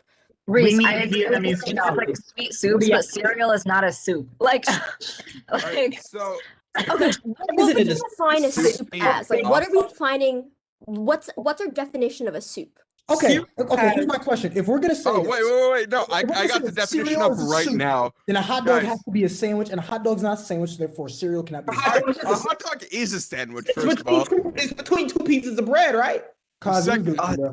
all right. Second of all, so here's what Wikipedia has to say. Soup is primarily a Wikipedia has liquid to say? food, generally served warm or hot, that is made by combining ingredients of meat or vegetables with stock, milk, or water.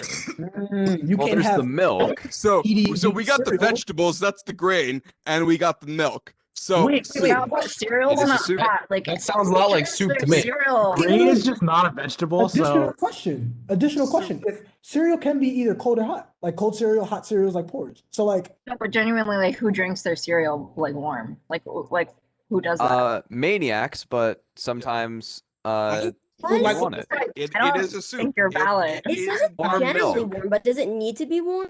Also, doesn't need to be when I warm. was a It kid, doesn't. my mom didn't let me drink cold milk, so I did heat up my milk for everything.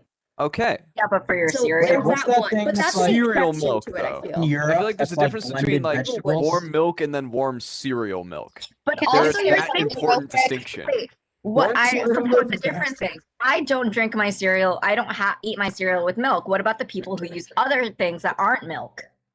Like what? What? What, water? Nothing.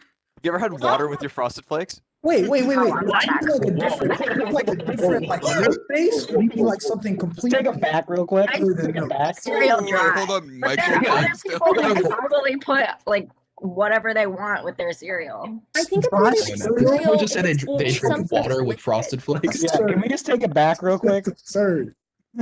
Who just said they had water with their Frosted Flakes? That would be me. Yeah, dude. As a follow-up question, that's one question. The second question is, where do you bury all the bodies? Yo. Just a few meter. So you know where He goes get a the shovel. transportation center is? You know where that is? This is Just keep That's walking. already too I specific. bury them under Spirit Rock. That's already too specific, man. That is way too. Okay, so Why did you have an answer for that prepped? Yeah, I was ready to go. Now here's my additional question. It's the improv classes. Here's my additional question. Yeah. I put cereal or the milk first? Oh, I wrote an essay on this. I wrote an essay on this in senior year of high school. We would write a comedy essay, and I wrote an essay about this. I Better be said, sharing that with all of us at this current moment. it's wait, can I actually hold on? Let me find it somewhere. Yes. Can I- Yes. I'll give you access to Wait, it's What was there the in the conclusion? middle. Are we still? Please send that in the USG Hang group on. chat. What was the conclusion? There's a I don't think it's in the USG group chat. Reese, my- email it to me. Email it to me. I'll send it to the whole USG listserv. So is it milk? Did your essay conclude with milk Okay, first? Cereal so first? I have a controversial opinion. I put my milk first before my cereal. And I can say that because, hang on, sit down. Everybody sit your tushies down, hold up. And this is because if you put your milk before your cereal, you can control the quantity of cereal. True. You can say that so you don't get soggy ass cereal sitting at the bottom of your bowl. True. That struggle is part of the. So you have Facts. Hello, everyone. Hello. I know I've had enough of that question. we're in the middle of some chaos, and I love this, and we can continue this later. But for the sake of people who want to go to sleep tonight, why don't we go into the parliamentarian election real quick, and then we have one more thing after that on the agenda, and then we'll be done. And then whoever wants to stay for the meeting, I'll keep the link open. You can definitely stay.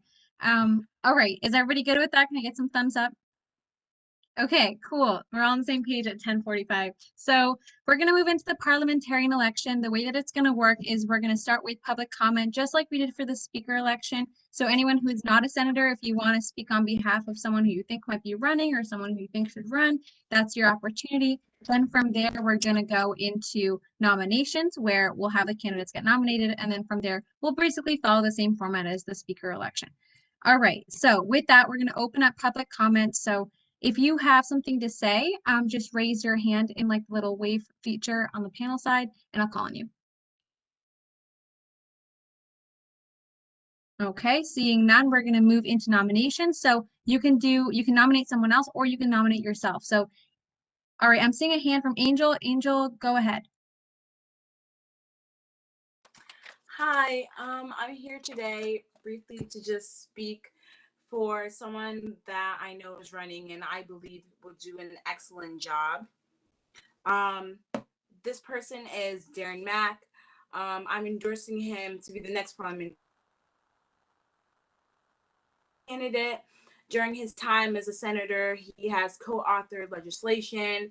He's helped create initiatives such as the Justice Now initiative, which, if you guys don't know, it's under student development, which is based on culture and Black lives, stuff like that. He's inclusive, he's accessible, he's passionate, and he's approachable. All my interactions with him during the course of this academic year have been nothing but positive. and he truly does things for the right reasons. He has pure intentions. He's not malicious at all. He listens. He's listened to me and my ideas. I've listened to him and his ideas. He will take this position very seriously, and I can't wait to see what he will do. He will help to make Senate a more inclusive and accessible and positive environment for all of you. He's not afraid to advocate for others, and he's done it many times, numerous occasions. For the people that are senators now and were senators back in January and February, March, we've all heard him speak, and he truly advocates for others. He's very accessible to his constituents and just people on campus, and he was willing to talk to anyone, and he would continue to do such. And therefore, I urge and encourage you all to vote for Darren Mack to be the next parliamentarian. Thank you. Wonderful. Thank you, Angel. Does anyone else have a nomination they'd like to make? Imani, go ahead. Thank you, Irene. It is my pleasure to nominate Ben Kilty. I've known him also since high school. My junior year, his freshman year, he and I were in the same math class, which made me feel some type of way. But he continuously helped me through that, just kind of speaking to the kind of guy he is. It is in his first year here in USG, he has done a ton of work, both internally and externally. But I think his internal work kind of speaks for itself.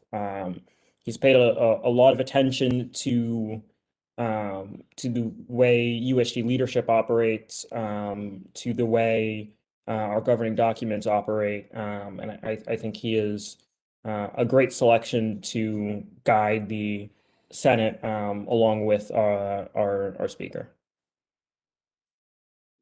Perfect. Thank you, Damani. And I forgot to ask you, Darren, do you accept Angel's nomination?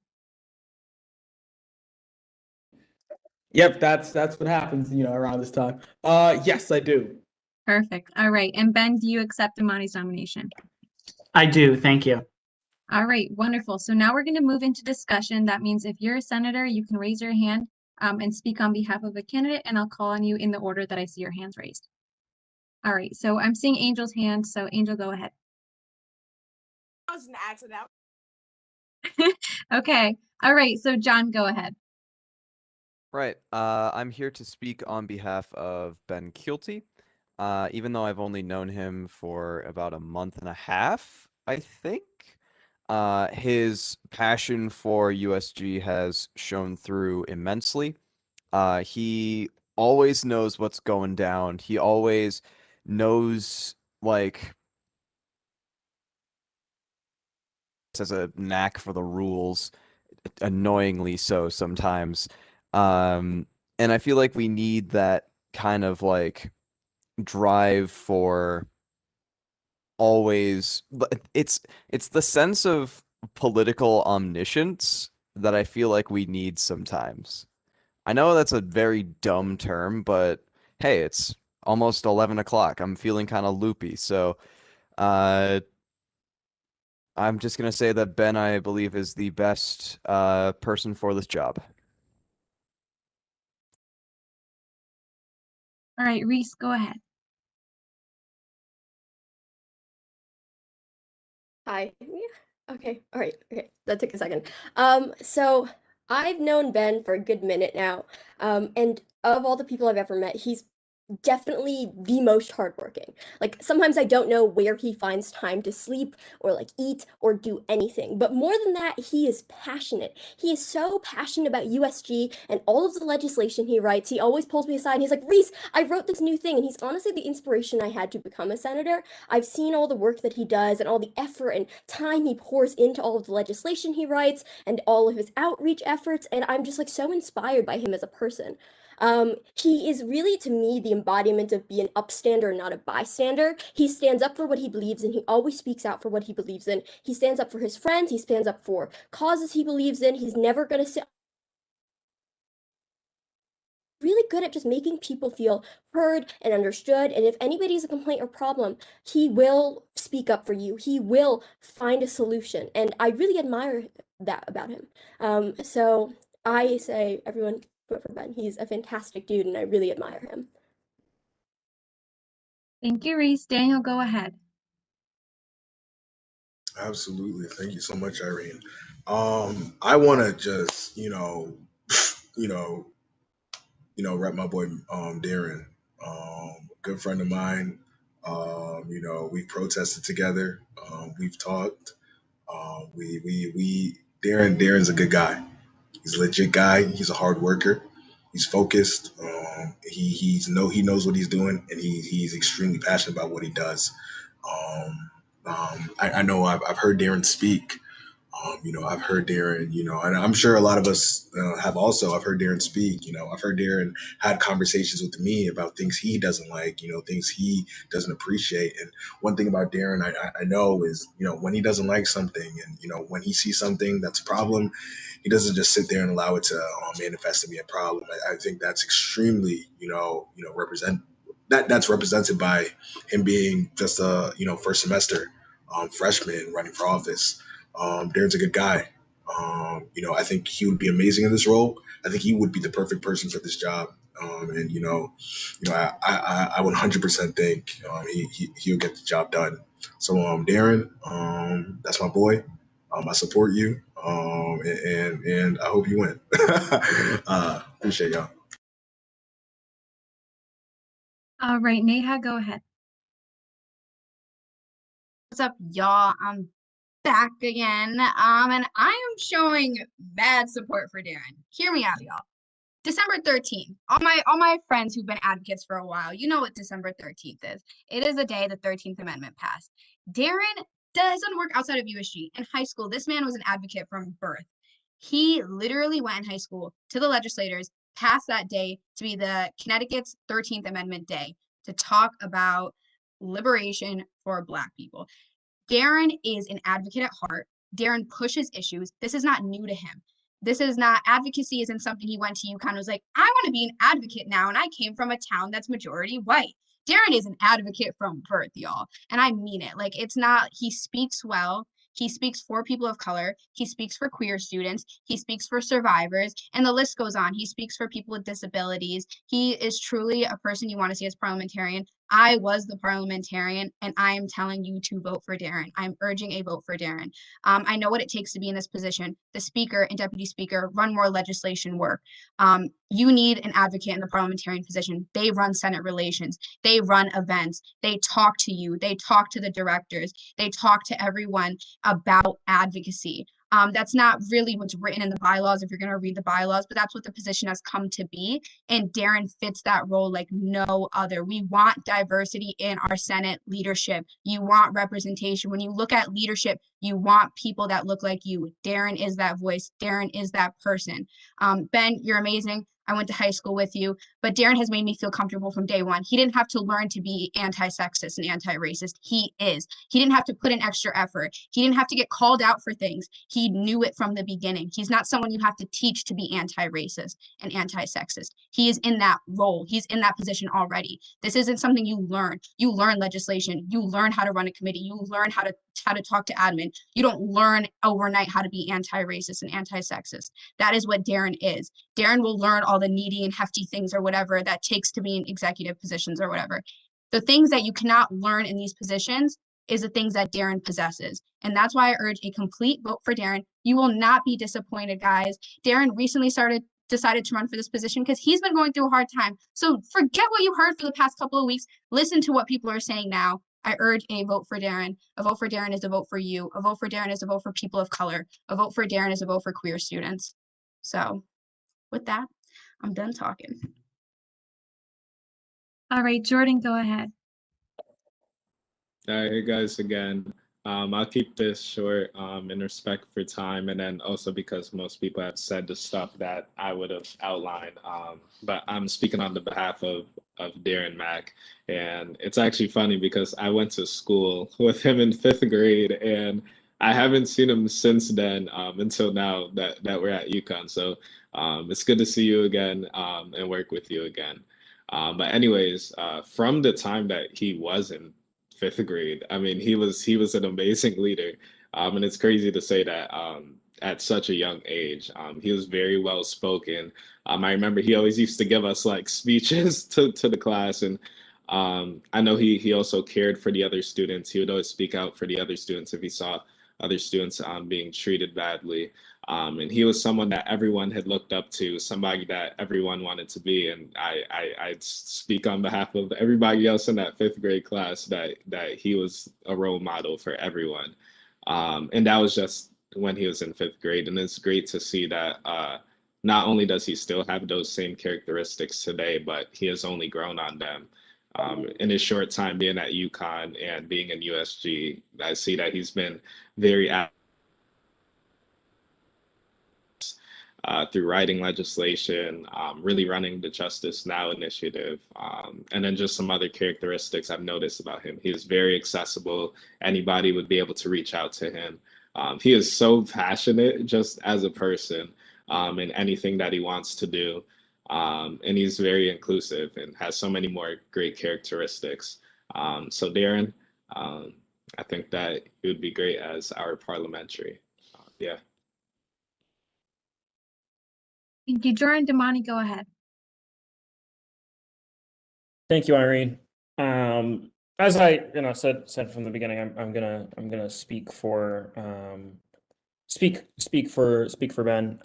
But before I do, I want to identify myself as someone who is both Black and bisexual, and I want to identify myself that way because I want to I want to make my own thoughts known that I think that representation in leadership is something that's very important to me, right? I always want to see people like me in leadership. I always want to see role models, people I can aspire to, and in my own work, I also aspire to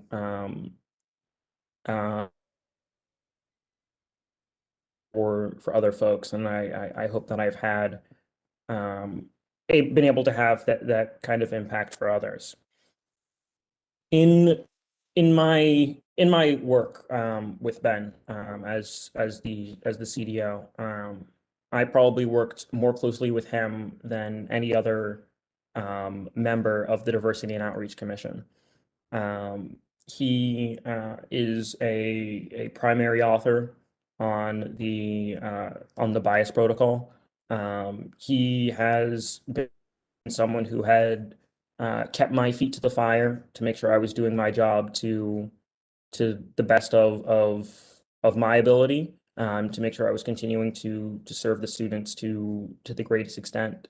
I remember a number of times after commission meetings, he would, pull me aside and we would talk about what we talked about, and take another critical look at legislation. If we had passed, various legislation, take another critical look at that, but also the commission's, scope as a whole. I think that matters of diversity, equity, and inclusion are of the utmost importance to Ben, and he, over the course of his career as a senator, which has been 1 year, but I expect it will be 3 more. At least within USG. I think that he has gone above and beyond in making sure that DEI issues and matters are being talked about and being heard. And I think that he will take that same energy into the role of the parliamentarian. I think that to kind of look at the role of the speaker and the role of the parliamentarian. I think that it is the job of both of them. But I think with special emphasis on the parliamentarian to make sure that we are being aware of diversity, equity, and inclusion, both in the legislation that passes, but also within the discussions that happen during discussion, and in particularly also during caucus. And I have an incredible amount of faith and confidence in Ben that he will continue to carry that work that he started on the commission and has continued to do into the role of parliamentarian. Thank you, Irene. Thank you, Damani. So I see Neha, your hand is up. Is it a point of discussion? Because if that's the case, we're going to just go ahead with what we were doing before with the Senate or the speaker election and have each person speak once. But if it's a question, you can go ahead. No, it's not a question. Sadly. I don't know if it's a point of clarification either.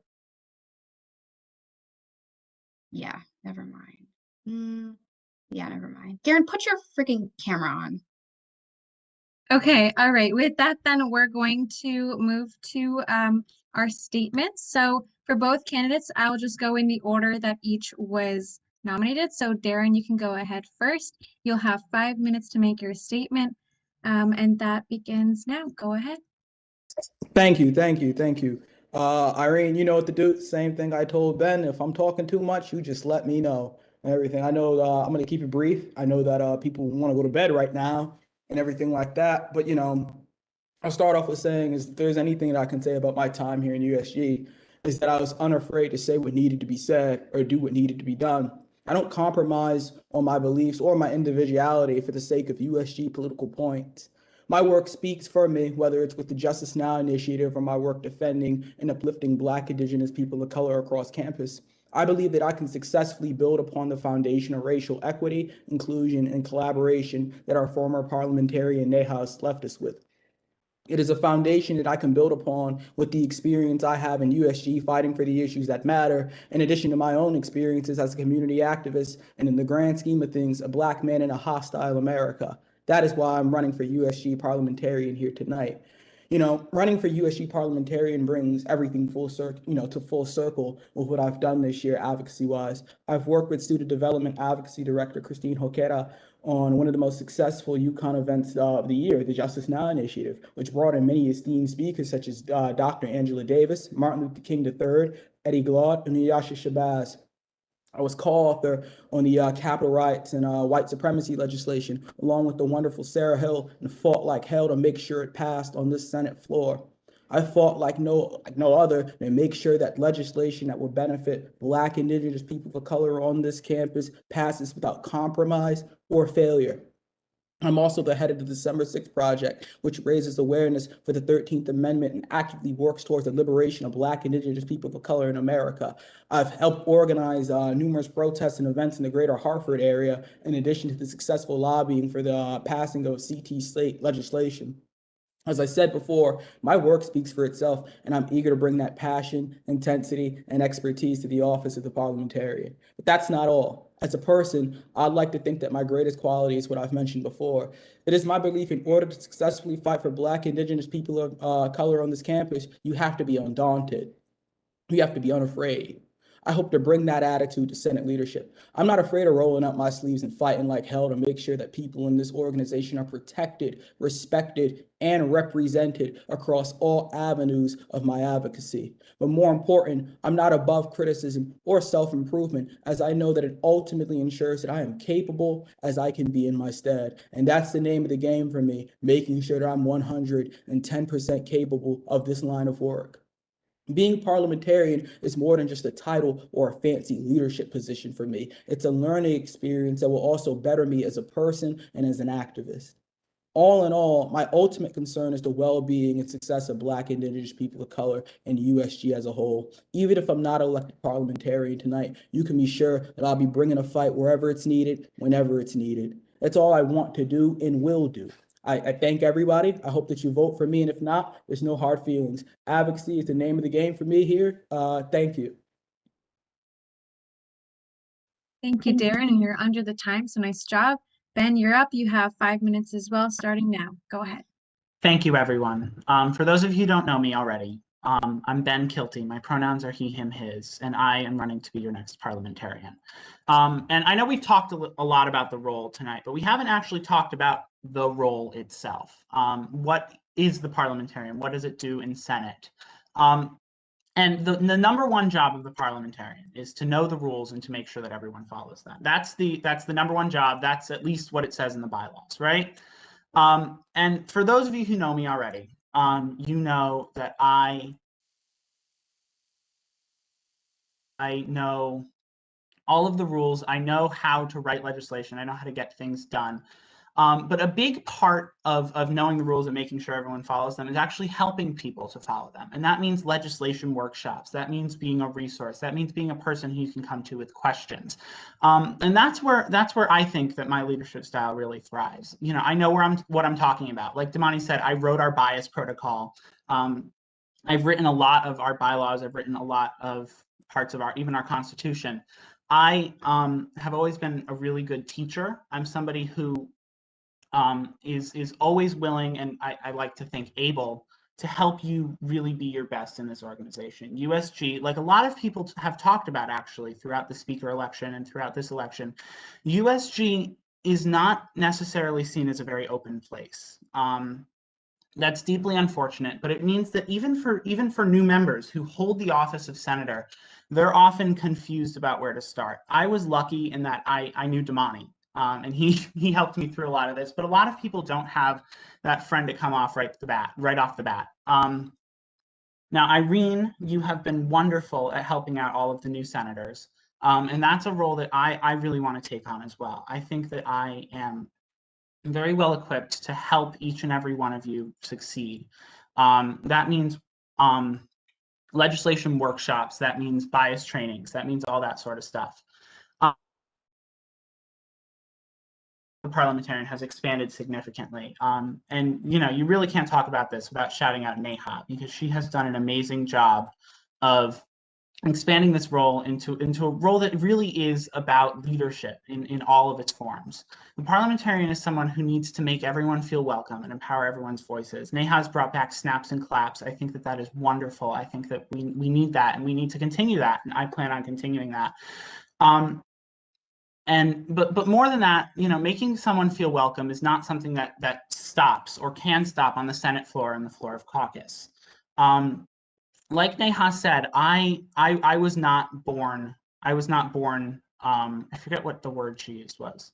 I believe it was born an advocate. I know. I grew up in a majority white town, and that left me with a lot of privilege that I've repeatedly had to check over the years. However, I met Damani at one of our CREC schools in Connecticut. I was the student body president for and Neha, I'm sorry, and Neha. I was the student body president of one of the most diverse schools in the entire state. And the reason that I did that is that I showed everyone that I was able to advocate for someone no matter what the color of their skin is. It's true. I look like the wrong kind of person, and I know that. But that has left me with a continuing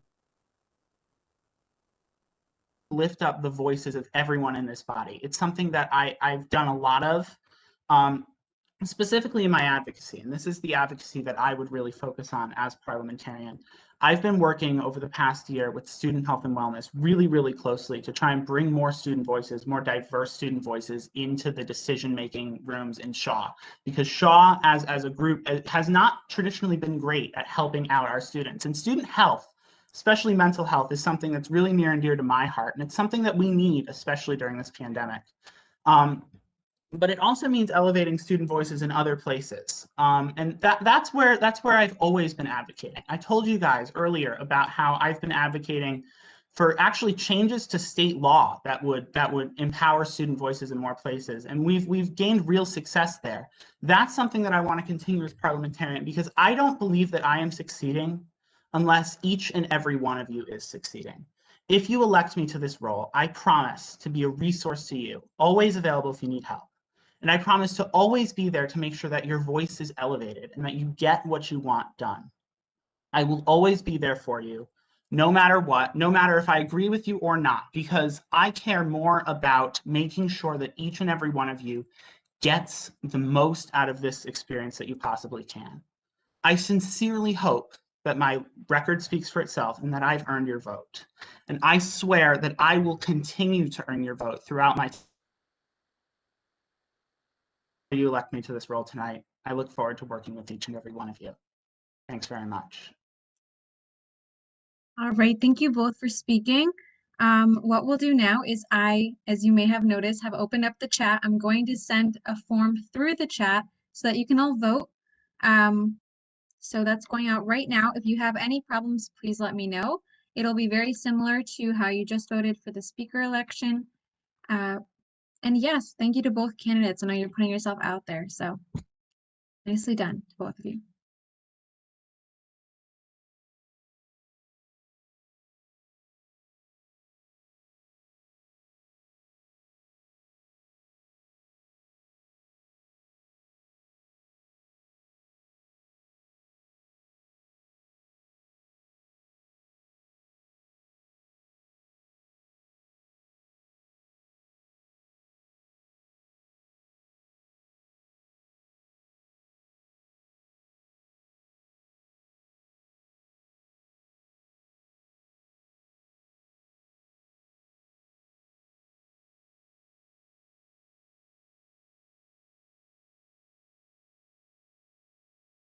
Okay, we're going to suspend for a while we wait for the votes to come in. You guys can get back to talking if you want to. I know I cut you off before, or you can do your homework or whatever you need to do at 11:15 p.m. And we'll be back whenever we have the votes in.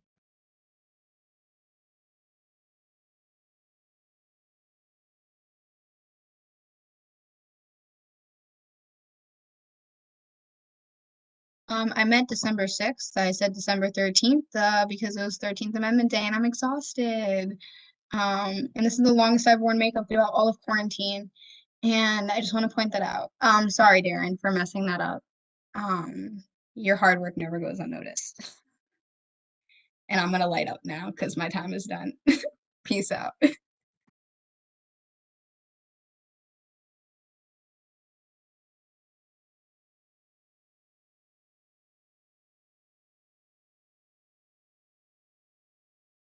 If anyone is having a hard time accessing the form, please let me know. You can just raise your hand and I'll get to you.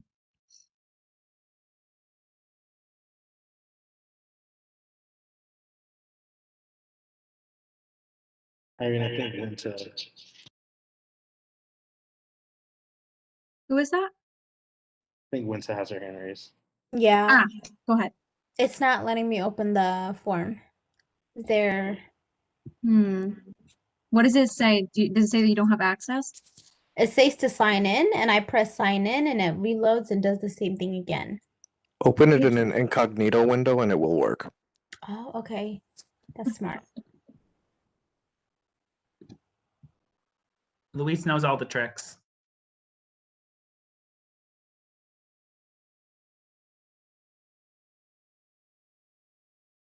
So on a scale of 1 to tired, how tired are y'all? 73. I think I could pass out on my computer now. Mm-hmm. I feel that. Fuck. Yeah, I've switched into my PJs. Hold on. There we go. I've crocheted an entire hat during this. So that's what I've been doing. I Oh my started at the gosh. beginning of Senate, and I'm like, seeing how that goes. That's not tough. So just for a frame of reference, is how much time we've been doing this for. That is not tough. Like, that's impressive. I have a question for someone that's involved with the event on Friday. I don't know if there's anyone here that is. You can ask it and someone might know. I've planned most of the event. Oh, okay. Oh, yeah, Neha. still- So do we have to take the bus or can I just like show up at Holiday Hill? You can show up at Holiday Hill. Okay. I will be perfect. doing that as well. Thank you. Wait, so you won't also see my question, kind of- amazing dance moves. Oh, sorry, Cal. Was that Cal? Sorry, I'm so sorry. No, no worries. Okay, sorry, I just didn't want to interrupt.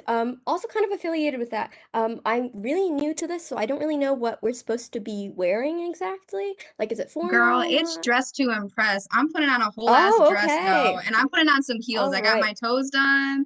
So y'all are gonna, all you toe fetishers, like now's not your time, but I'm gonna have my toes out. I'm gonna have my, I'm wearing a dress. So dress to impress. If you don't got a dress, I got pantsuits too. So let me know what you guys are doing. But yeah, dress to impress. And if you Gotcha. need I did any not type come of as clothing. prepared, but that's okay. So let me tell y'all something. Y'all not gonna be dressed better than me. I can tell y'all that right now. I threw $150 something in this outfit. Nobody. Darren got freaking expensive ass glasses. I'm not like that. I go to Farm Ooh, Shop when one you for my go in and shades. coordinate the glasses, that's I dropped next level. 300. I dropped 300 on some Versace shades. I dropped 300 on some Versace. I'm being so serious too. Y'all gonna Respect, see the man. Medusa.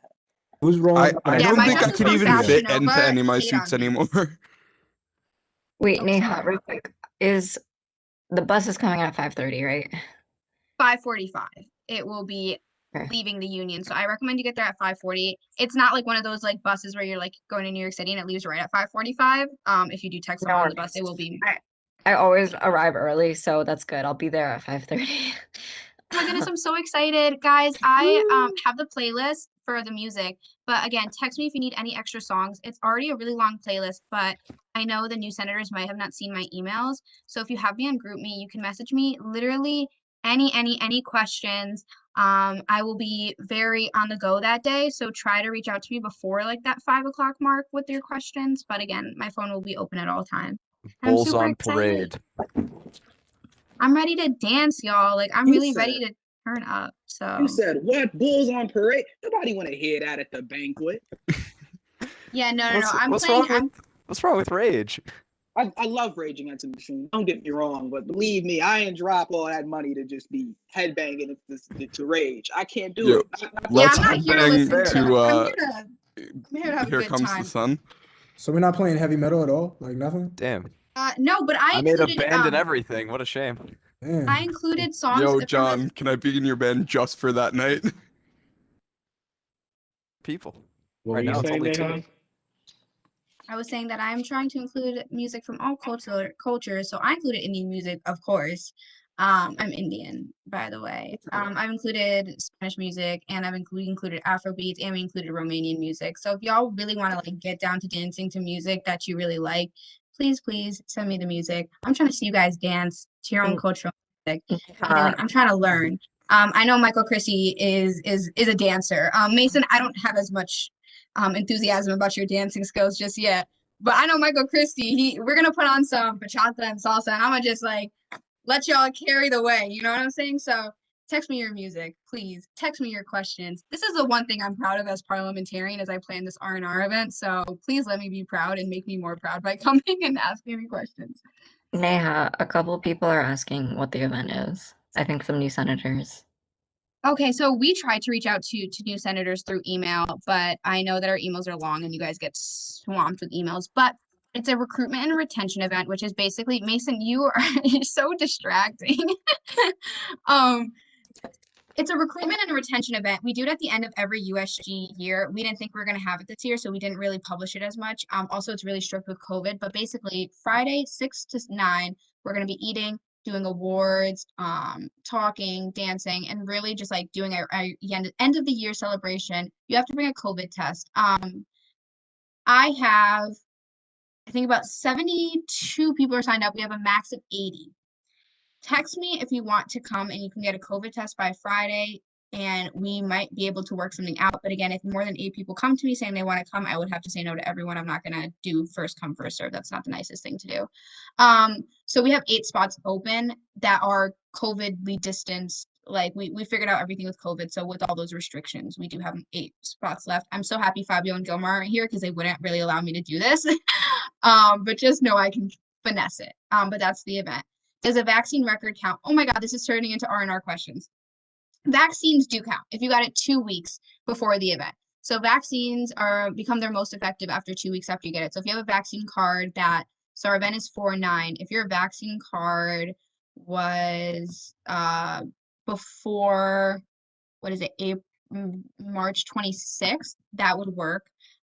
If you got COVID within the past 3 months and your COVID test shows negative, just bring a positive from 3 months ago so we can clarify that you might still like be tested as positive but no longer have COVID.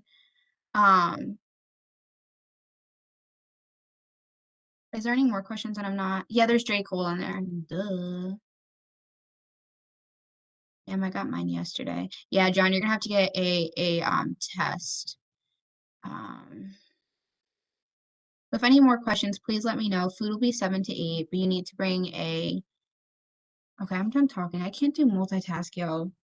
I'm so happy I'm not speaker for that reason. This is hard. Neha, drop your number in the chat. I don't have your number. Who asked for my number? I only give it to cool people. I'm kidding. I'll drop it in the chat.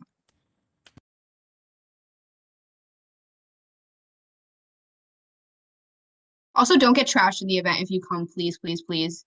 USG already can't like go to certain places because of our messes. So please be respectful of that.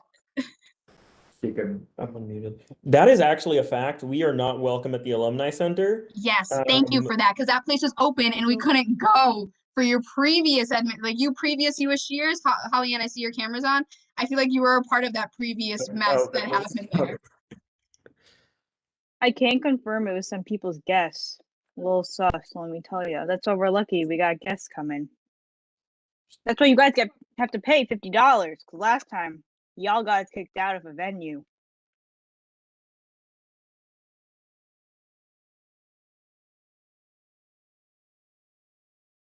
I had it. I Honestly, definitely what had a good state time. are you in right now? Like, how are you feeling? You've been on this call this whole time? There's no way. You're talking to me? Yeah, you've been on this call this whole time? And what about it? It's my job. No, it's not. You're not PR Well, anymore. kind of. At least some of the election stuff. I need to know something about it. Do I send you the Senate recap still? I know what happened. Okay, thank you. Oh my god, my hat.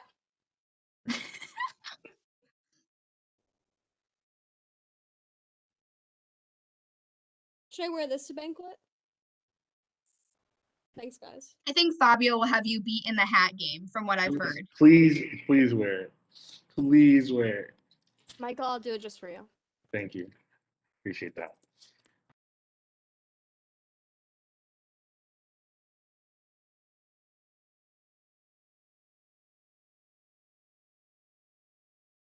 I do have to say about the event, it's gonna be like pretty cool to see all these people I've literally never seen in real life. Like I've seen you guys on the screen and like your videos as Mason continues to dance.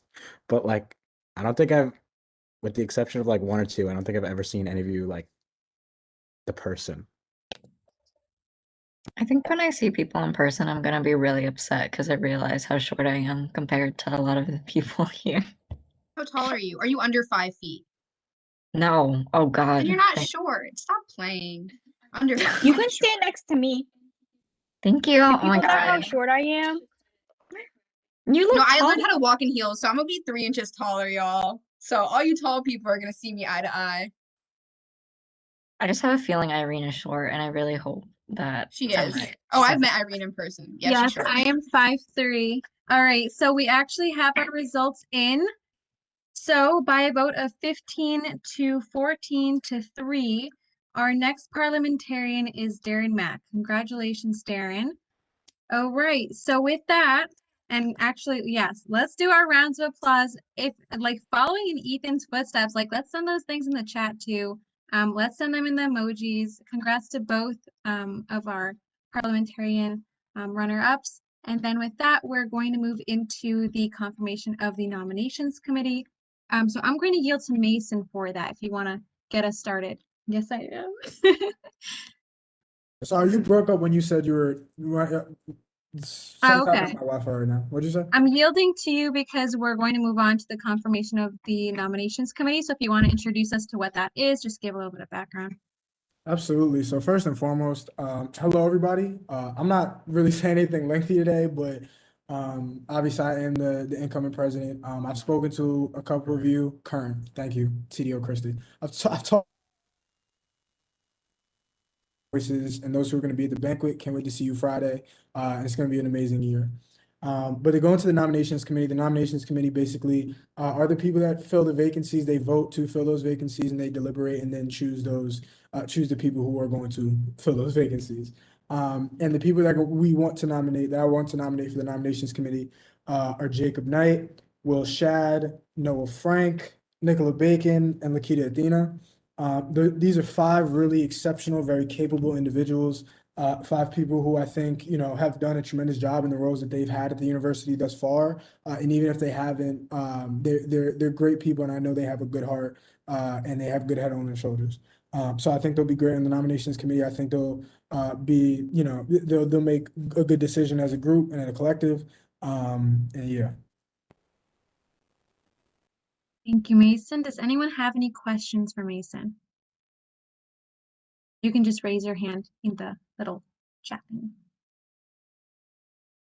All right, seeing none, we're going to move into discussion. So if you have a point of discussion about the nominations committee or about anything that Mason said, just raise your hand and I'll call on you in the order that I see you. All right, Luis, go ahead. Sorry, Mason, but could you indicate who's going to be the chair of that committee that we're confirming there? Yes, Will Shad.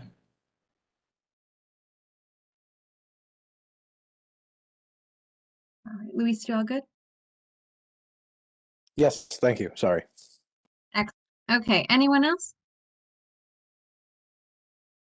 All right, seeing none, what we're going to do now is we're going to move into a vote, but this time we have to use an actual poll. So that's going to take a few minutes to set up.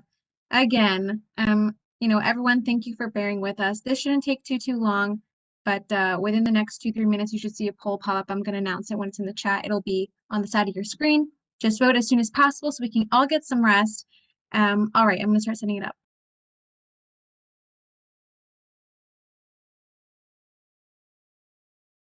Quick question. Are we meeting in person next semester? That is a great question. Still up in the air, but I think that there's a chance, a good chance, but we'll see. Sorry, that's super vague, but that's all we know. No, it's fine. Thank you.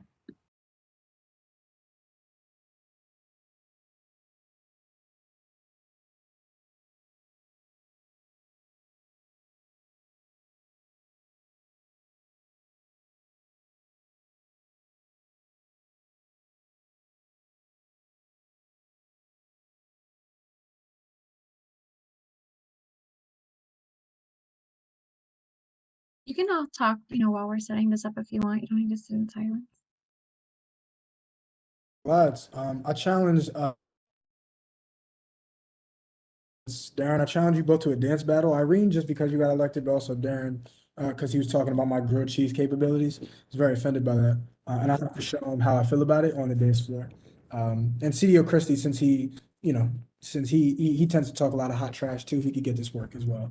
And anybody who wants to dance battle, more than welcome to. Just wanted to let y'all know that.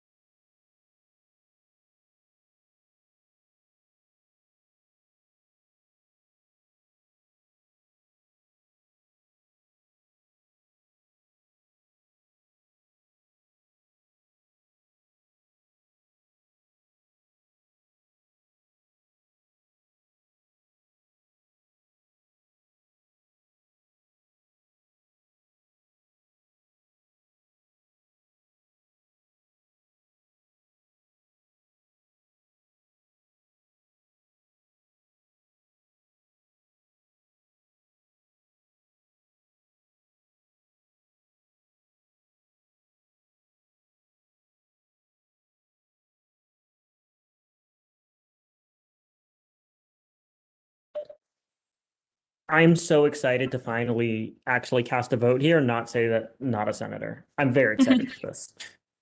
Okay, so to clarify what you're seeing hopefully on your screen, we're voting to confirm the nominations committee. If you are now a senator, if you've been sworn in or you have been a senator, you can vote.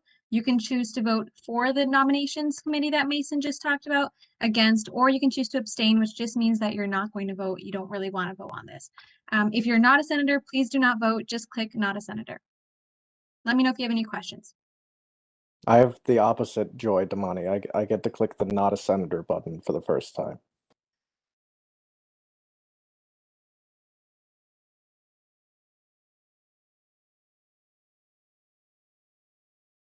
Caleb was also going to click that button, but he logged off of WebEx instead. So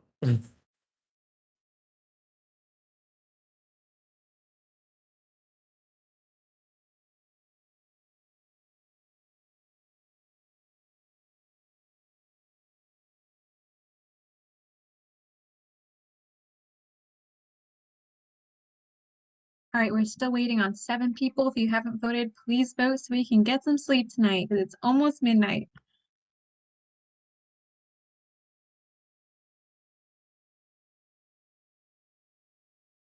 Does anyone know what the record is for longest USG meeting? Definitely longer than this, I think. I've I think heard last one go to time- 3 before.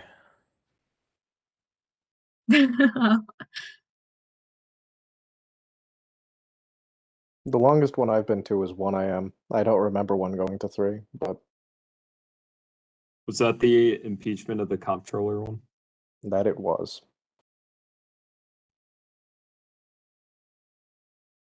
Okay, so we still have 5 people that haven't voted, but their votes will not change the results of our poll. So by a vote of 24 to 0 to 3, the nominations committee passes. Congratulations to everyone on that committee.